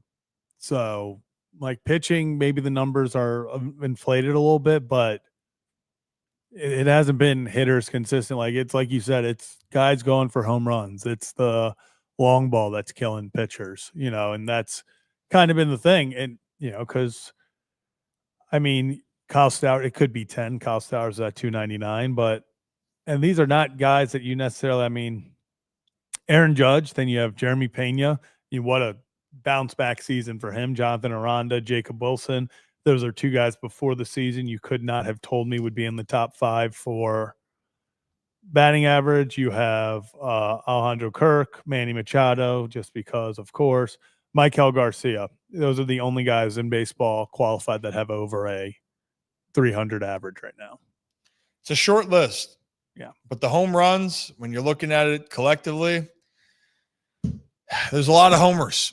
Right now, there are in Major League Baseball 22 players that have 20 or more jacks. And then you have a plethora of guys, another 10 players that are sitting on 19. So that's going to continue to rise, right? It's hard to hit. The guys got good stuff. They're pitching to strike out now more than they are to pitching to contact, pitching to what the strengths and weaknesses are. Greg Maddux was a magician on the mound because he was so smart and cerebral with what he did. Some of these guys, when you have such good stuff, you throw it around the plate and you have the movement that you want, you can get the swing and miss. Mm-hmm. But when it's not on, that's when you see the hanging breaking balls and the pitches go a mile, because they're not locating the pitch properly the way that they should. So, hey, we could talk about this for a long time. If you're new to the channel, hit that like and subscribe button, though. Ryan Ripken Show. We do this live every Tuesday, Wednesday, Thursday, right here on YouTube, X, and Facebook. Obviously, talking a lot of baseball, trade deadline, sports, all of that. And I just saw again, I'm going to remind people, are we live on Thursday? We're going to be live Thursday. And we're going to have the special. We're going to be running for at least 4 hours, I think, Zach. Yeah. At least. Minimum. So, that is the plan. What is the plan, Zach? We're going to be live 4 hours. There you go. There. See you there. Say it with your chest this time. Hey, you know, it'd be good. Maybe in this case, because I'm sure the Orioles are winning, and maybe you're trying to get some bets in because we have to get back on the horse here to see if you can rewrite the script. But 3 for my last 3. Okay, well, let's take a quick trip up to our friends at Hollywood Casino at Charlestown Races in West Virginia. You like that? Beautiful. I want a little bit more effort out of you. Beautiful. That's faked, you know? But I'm over here getting my bet ready. Okay. I'm in the lab. Okay, well, let's talk about your bet. What's our bet here for our good friends up at Hollywood Casino at Charlestown Races in West Virginia? I'm going good old Mr. Underrated. Jose Ramirez, 2+ bases against the Rockies. Anytime I have the opportunity to bet on Jose Ramirez, I'm going to take it. Love everything about his game. So just stay hot, kid. Stay hot, kid. Let's keep this hot streak going. That's what we're doing. You know, look good, feel good, bet good. I think that's the new slogan. Look good, feel good, bet good. That's what we do here. Unless you're playing professional baseball, then do not bet.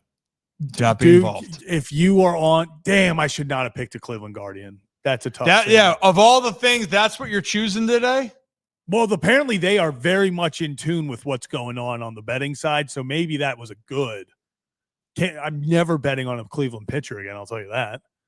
Might have to start betting first pitch ball. Apparently they are. So I might as well get in on it. That actually would be unbelievable. Betting first pitch ball on every Cleveland Guardians game. See what happens. Wow. Oh, we're really getting deep there. But if you, because none of you guys are playing professional baseball, I assume that are watching this right now. And if you're not, you want to, feel frisky and you want to tail Zach, well, here you go. Bet 10, get 100 in bonus bets. And if you do that, you get ESPN Plus for free for the first 30 days. It's on them.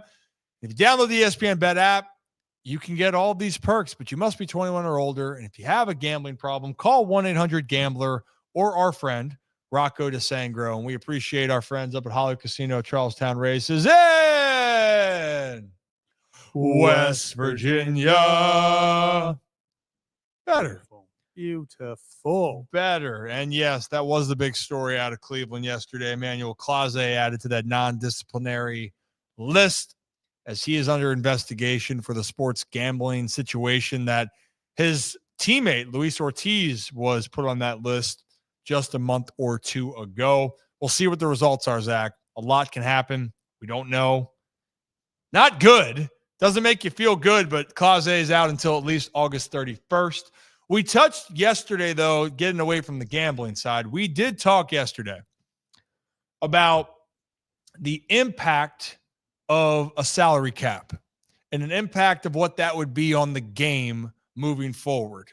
And we saw yesterday, Jeff Passan put out the article discussing that Rob Manfred and Bryce Harper got into it in the clubhouse, talking about, well, paraphrasing Zach, but essentially saying, I don't think that's actually paraphrased. He said, get the fuck up out of here if you want to talk salary cap. That was Bryce Harper saying that to the commissioner, Rob Manfred. And Zach, this is something that teams and players, specifically the players on these teams, they don't like this idea. And it sounds like when you hear it from different angles, many people don't think that this is the right move. Also in that article, Zach, do you mind pulling up Nick Castellanos' comments from that?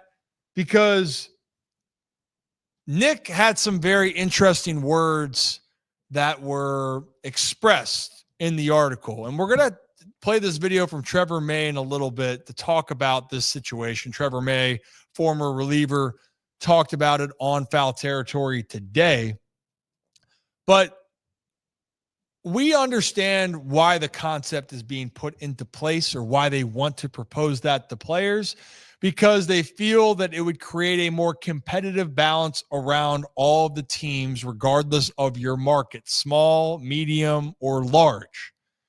The problem with that is players will more than likely lose control, and the MLBPA has had one of the best unions in all sports.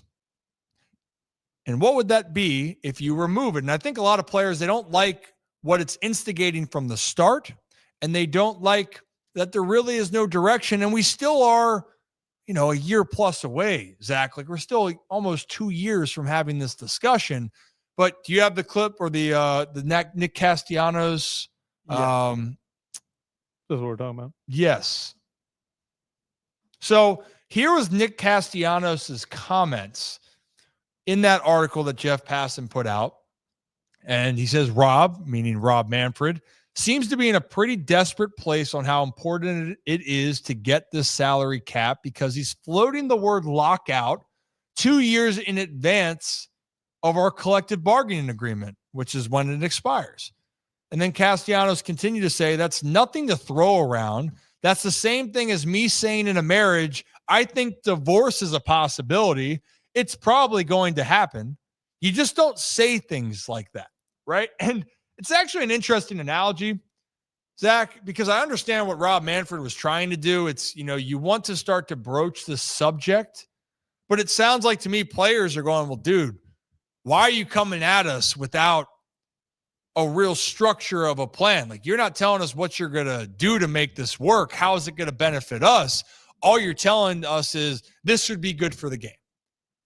And this is where it's going, where whether you like it or not, this is what we want to do. And we're probably going to go to strike if you don't do that. You're sitting there going, we're probably going to strike. That's what we're going off here. What the hell are you talking about? Mm-hmm. And it's a whole conversation. We can go down a rabbit hole, but why don't we then, before we go down a further rabbit hole, Zach, let's play that clip from Trevor May today on Foul Territory on his opinion on how Rob Manfred addressed this whole situation. Strategy. We're seeing Rob show up in a lot of places that he actually hasn't ever been before. Being able to sneak in before the PA starts to have their preliminary conversations as well. The armor to inform these players, get them before they are informed on the situation. I think that is very much part of the strategy. But it is good to see that the Phillies kind of push back on a lot of stuff. He says a lot of things without any substance, like the economic system isn't working. How? Because last year was the highest revenues ever. I think that the players are a little bit frustrated, like, you saying things are broken, but you're unwilling to prove that anything. How? It's a lot of what and not a lot of how. And I think that the Phillies players picked up on that. And I think that's a great point, yeah, Zach. I think that it's a great point of when you come to a player, and that's what I meant, that they heard Manfred say this, but not explain why they need to do this or what is the reasoning behind it. If you are going to give an explanation, Zach, like you're going to give a debate, and you need to have facts to back up your argument, well, then you better have some pretty damn good facts, not just this is where it's heading.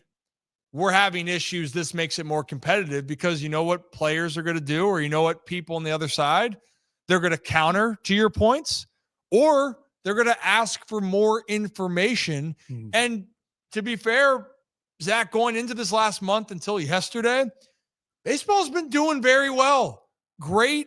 It's been getting the numbers, the viewership, the positivity around the sport.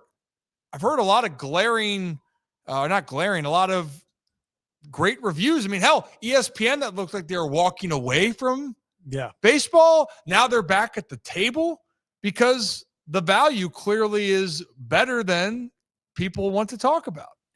Yeah, I mean, baseball was going in an incredible direction. It felt like fans, I mean, what an incredible all-star game, all-star weekend. Just what, or all-star week, what an incredible, when you talk about the success, you got to give them credit of the pitch clock. You know, they put things in place that were risks, and it's done nothing but benefit baseball. They were on an incredible run, and it just sucks because you're like, awesome, things are going so well. And then talk about, we said it yesterday, what a horrible day for baseball. You know, you immediately, not only the Class A stuff with whether your stars, players, closers now being under investigation for gambling, but your own, you know, it now comes out that your own commissioner and another star player are getting into some, I wouldn't say shouting matches, but into some verbal arguments about, hey, we don't want the cap and you can get out of the locker room. Like, it just feels like for them to already be floating, hey, there could be a lockout. It's almost like it's him saying, hey, just heads up, there's not going to be a season because we're not going to do anything till we get what we want. So if you guys want to avoid that, I would just start agreeing to things now and mentally prepare for that. And that's not how this works. Like, that's just not the way. I don't know if this was the first locker room he's done this in, or if this was the first locker room with someone like a Bryce Harper who stood up to him. But you can just tell, for as great a trajectory baseball is on, there's now a wall. And baseball can only get so good, but in the back of everyone's head, like, there is no light at the end of the tunnel. The tunnel ends in a brick wall. And that brick wall is 2027 right now. And they put that brick wall there. There could have been a light there. If you're like, hey, we're going to work through this, we want to get ahead of it. If he was going into these rooms, not saying, hey, we're locking out, not saying this stuff, hey, salary cap has to happen. If he was walking in and was like, hey, we want to get something done in the next year so we can just, everyone can play, we can go about, continue to grow the game, continuing to take this game to the next level, that's one thing. But it feels like now 2027 isn't this, oh, let's get over that hurdle and then, man, let's get a 10-year, 15-year agreement in and let's look, you know, never look back. Now it feels like, oh, are we having 2027? It feels like Manfred and them are already preparing to not have 2027. So as fans, as baseball players, how do you respond? And I think that's the bad situation they've put themselves in. Oh, they certainly have. I think a strike or a lockout would be the worst thing for the game, especially with where it has continued to go. And look, by the way, for the ones that want to be purists with the games, to the ones that want to talk about how the new school's so great, whatever it is, it's never good for a sport to go on strike and not play. It's not good for anybody. The ones that are bandwagon fans that are liking the attention, it's not good if they're not playing. And also for regular baseball fans, it hurts them. Like, that's the diehards, the loyal fans. It hurts the fans at the end of the day. And I know that this whole thing comes from, how do you make it a better experience for the fans, but also how do you then feel like as a player you're getting what you earned and what you deserve? And for owners, how do you feel like this can be competitive, but also that we're not taking advantage of situations? Like, it comes all into this conversation. And I think that's something that people need to understand. You know, I said this yesterday, Zach, and I wanted to pull it up on MLB payrolls to just kind of like paint the picture for teams so far this year or going into next year. And when we're looking at the 2025 season at the moment, if I can pull it on up here, when I move, you move, Zach. Just like that. Just like that. So I'm going to get this screenshot here in a moment. If I can get these, I don't need to have flavor sealed for fresh flavor here for dog food. I just want to explain this number. Well, I guess I can scroll through it, or how do I? Oh, no, it's gone. No, it's not. Okay. Well, I want this to go away, Zach. How does this go away? Which one are you trying to get? I'm just trying to get this ad popping up off my screen. Yeah. Sometimes that just don't happen.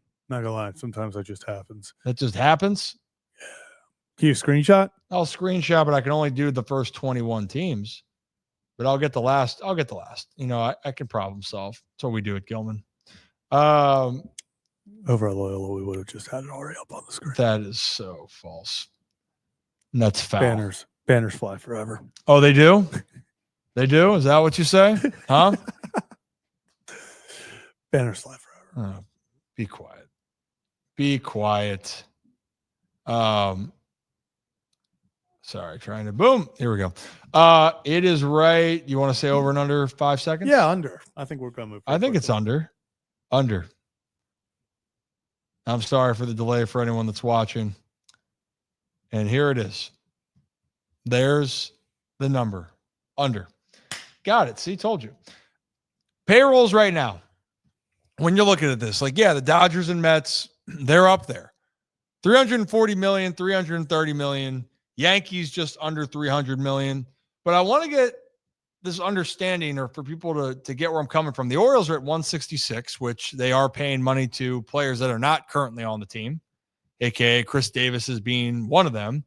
But Zach, Tigers are barely over 150, and that's team 17.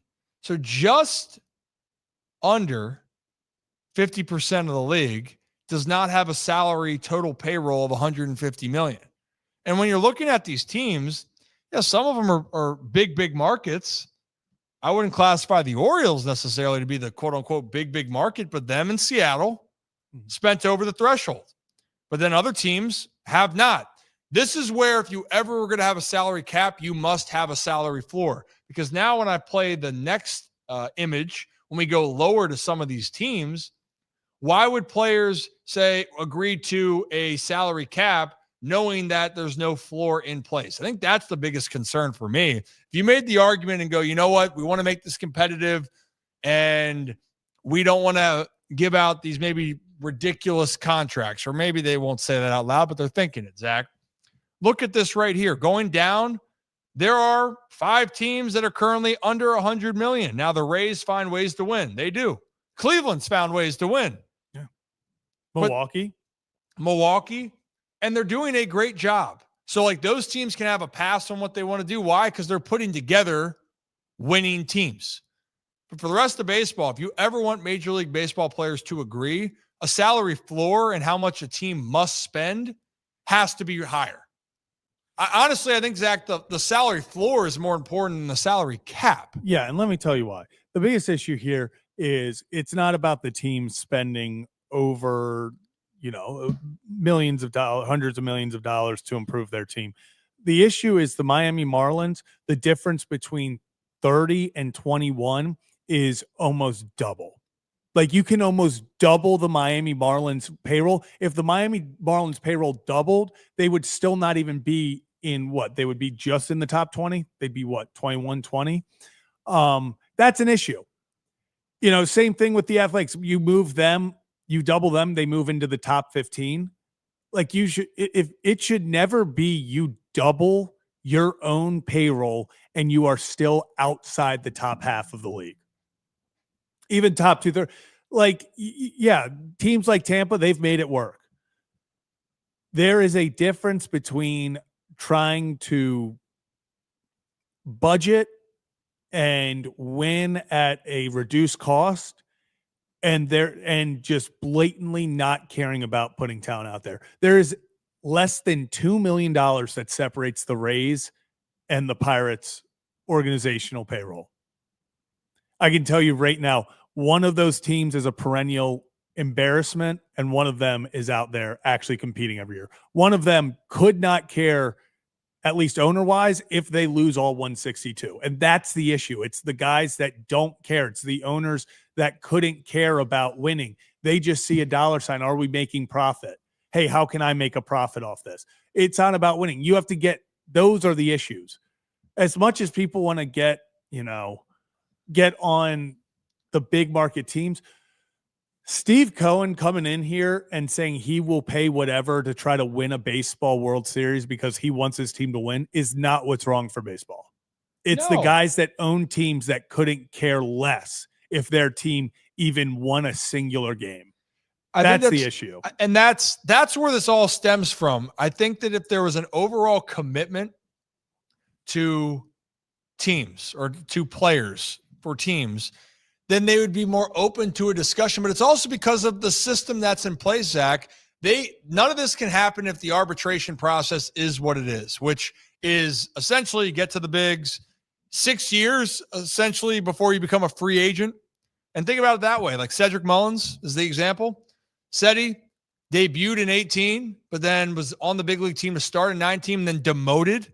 So Cedi had to accrue 6 years, which means Cedi's going to be a free agent, Zach, at the end of this year. And look how long it's felt that Cedric Mullins has been in the big leagues. Now, arbitration has given him a chance to make more money, that he's lasted. But I think that the only way that this moves in that direction is you have to change the system. And maybe, Zach, just maybe, that would incline for owners and for teams to extend players earlier. To be completely honest, imagine that. Because how do you get more stability with players? You commit to them earlier in their career. That's one thing I'm going to look at. And you can look at some of the young guys being, hey, it's less for free agency, but we'll extend you now and you can get a good contract and whammy, you're feeling good. But right now, when you get a player in free agency, guess what, Zach? More times than not, in my opinion, you might get some value from those players. But you're talking about the big mega deals. Rarely are you getting that full value for a deal. Like if you're looking at a guy that's getting 300 some million, let's see the ones that have really paid out. All right. Aaron Judge so far, when he plays, Aaron Judge is. I would say he's worth it. He's been worth his 360. Mm-hmm. Bryce Harper's been great. He is worth the 330 million. Has he had injuries though over the years? Yes. But was he worth it to the Phillies? Sure. Juan Soto, 15 years, so you're saying at 40, he's going to have this value that's worth the 750 million? No. It's crazy to me. Blake Snell signed a 5-year, $182 million deal, and he's already missed the majority of the season. Corbin Burns loved what he did. And he earned, like these guys earned the money, but it goes back to the point. You're paying for guys down the road for a big contract, not what they were doing in the moment. And I think that's a part of the flaw in the game when players are sitting there going, you got to pay us. Yeah. And the other thing is, when people are like, oh, salary caps, well, it's because we won't, that's going to stop these massive Juan Soto $700 million. No, it's not. It's going to just be less years.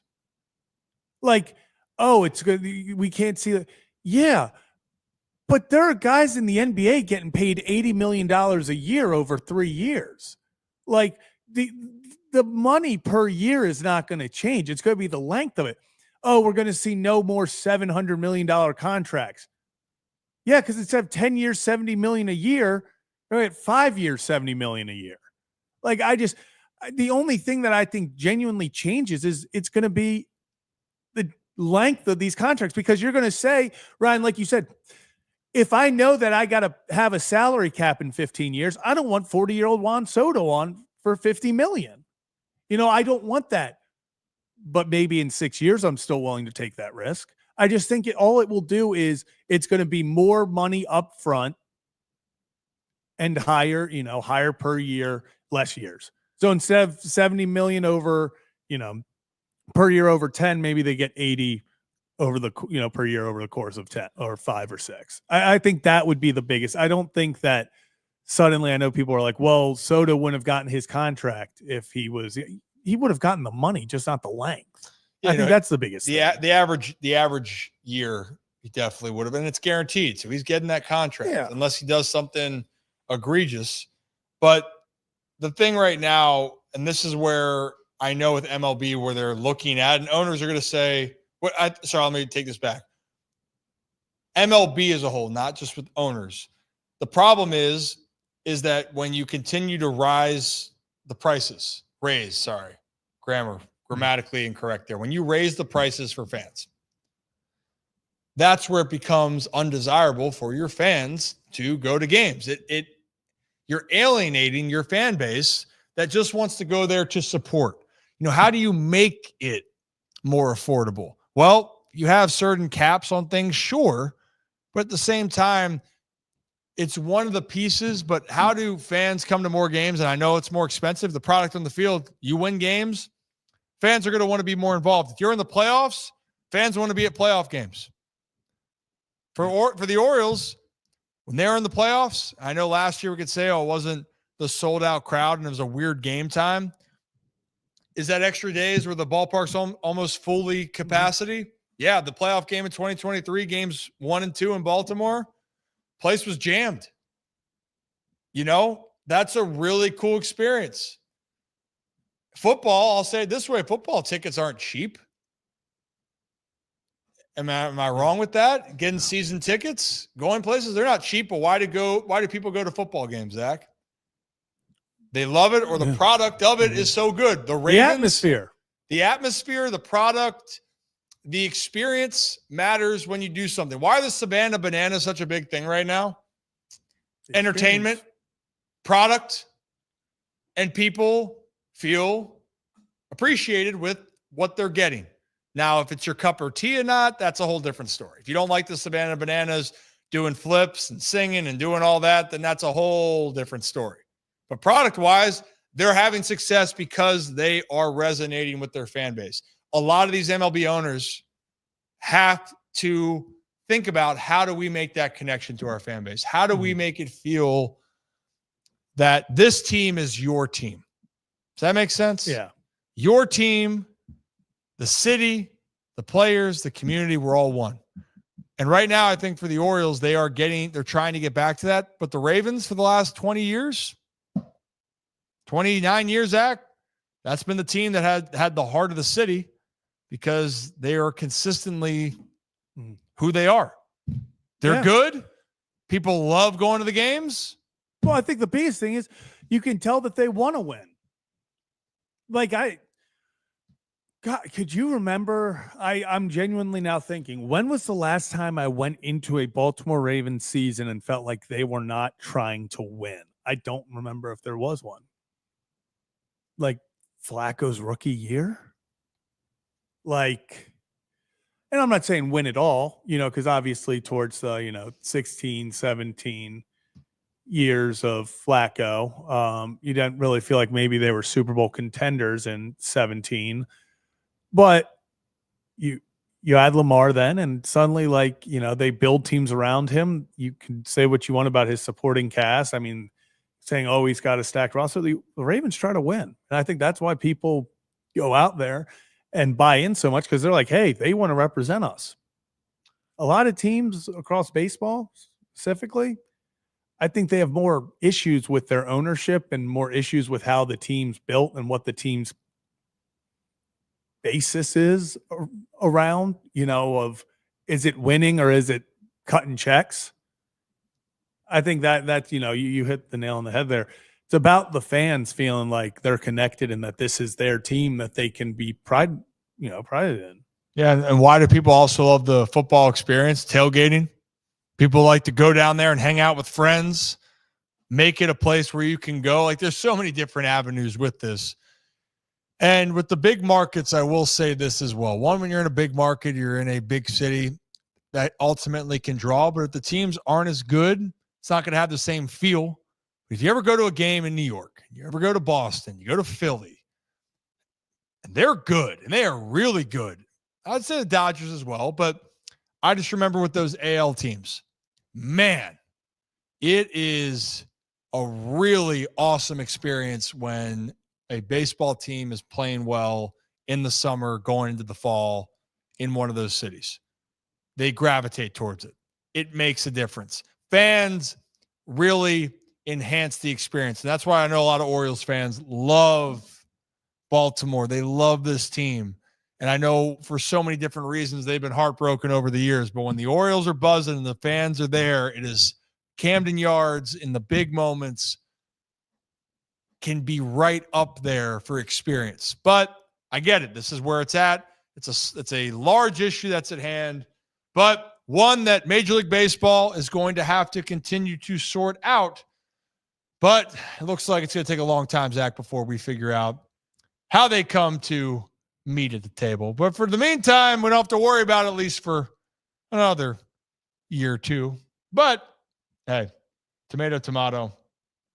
That's all I have to say about that. But you know what else I have to say is, if you're new to the channel, hit that like and subscribe button. Ryan Ripken Show, we do this live every Tuesday, Wednesday, Thursday, right here on YouTube, X, and Facebook. Appreciate you guys tuning in. Not a lot of trade news at the moment. Nothing really popping up, Zach. Yeah, nothing. I've been going through the past, just kind of seeing anything. I haven't seen anything yet. At least it's the usual, what's it called right now, where it's like seeing reports that, now the Blue Jays are apparently willing to sell on position players. What? Yeah, apparently they're willing to give up position. I'm assuming for Erroneous. pitching. I'm assuming for pitching, but apparently they're willing to give up major league talent to make acquisitions. So that just kind of, I don't know. I don't know. That's interesting. That's very interessante. And you know what, Danny, I see you about to finish this conversation up. I would love to go to games. I got a son at Calvert Hall. I'm sorry that he's at Calvert Hall, by the way, right? Because it's Go Hounds, Zach. Yeah, rolled on. Yeah, go Hounds. We really aren't, I guess, Calvert Hall friendly on this. I like that. I do have a lot of friends that went to Calvert Hall. So do I. But I'm thinking of like we have Loyola, we have Gilman, we have Friends, the Fighting Quakers. I guess that's really all we have. I was thinking we had more. I don't know why. We don't have a representative from the hall yet. No, we don't. Oh, maybe we will. Maybe one day. Maybe we'll get a draft analyst to do that down the road. Ooh.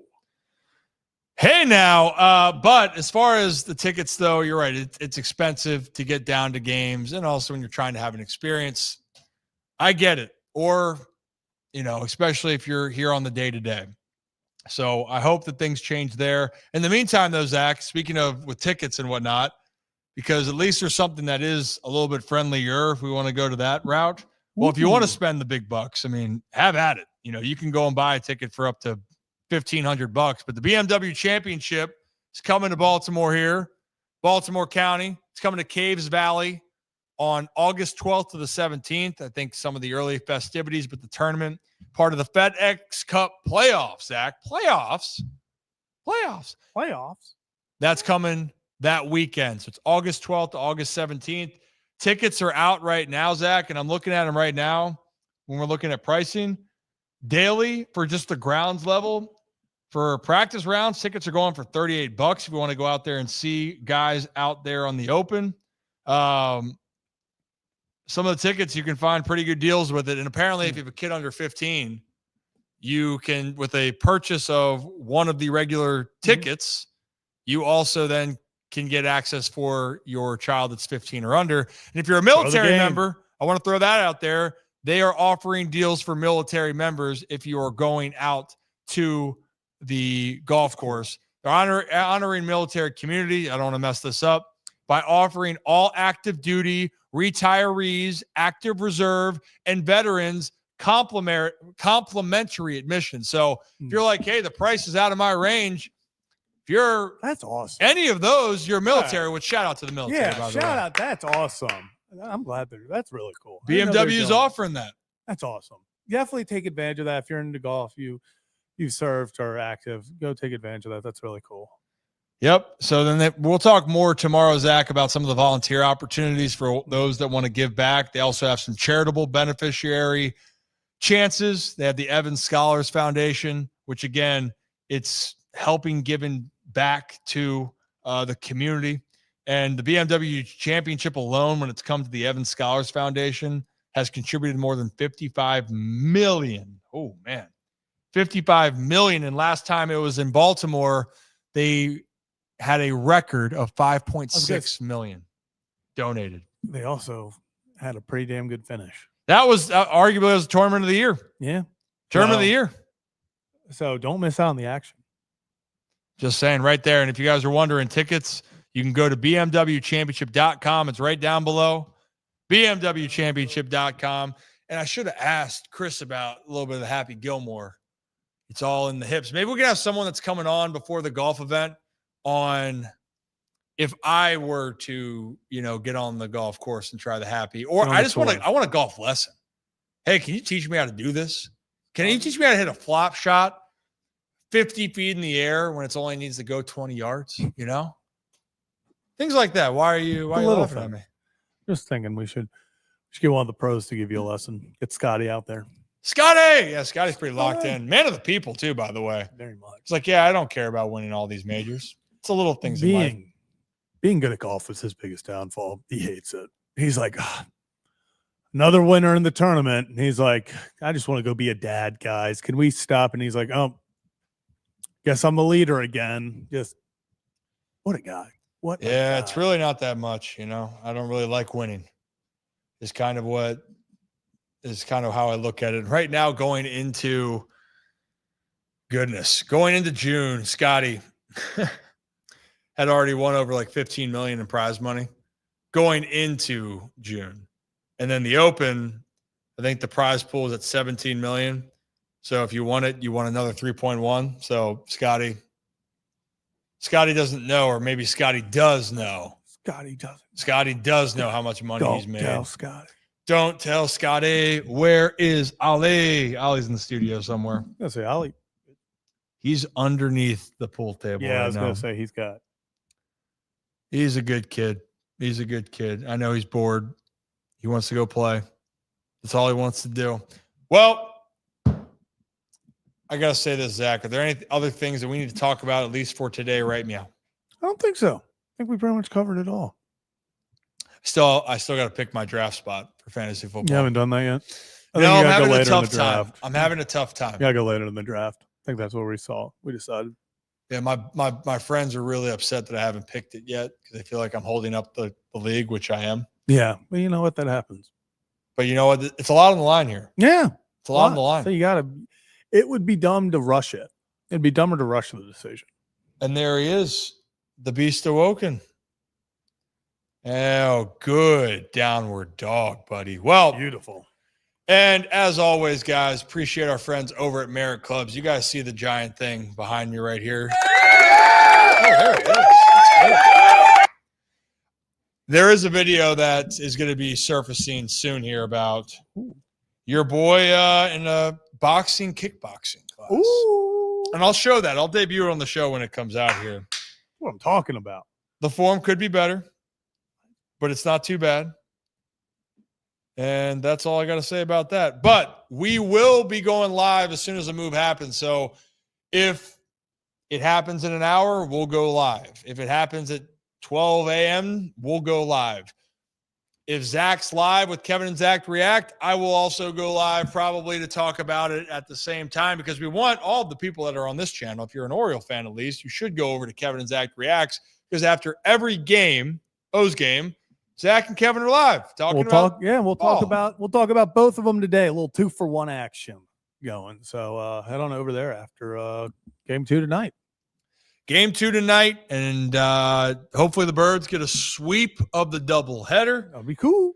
And maybe we're going to see some names and players on the move, not just Baltimore, but around Major League Baseball. It's only going to heat up from here as we get closer and closer to that deadline date. But guys, make sure you hit that like and subscribe button. The plan is to also have Kyle cooking tomorrow here with the Iron Rooster. If things change, we'll let you know. But the Iron Rooster has some things happening up and coming here. Oh, I saw. Did you see the judge? I did see that. See that guy? Look good. Looking good. I look good. I look fly. Check my swag. No? Is that it? No. Okay. I tried. I used to be funny. I think I can be funny. To the window, to the wall. Until we hit that music and get on out of here. All right. Ollie, I'm sorry. Don't judge me.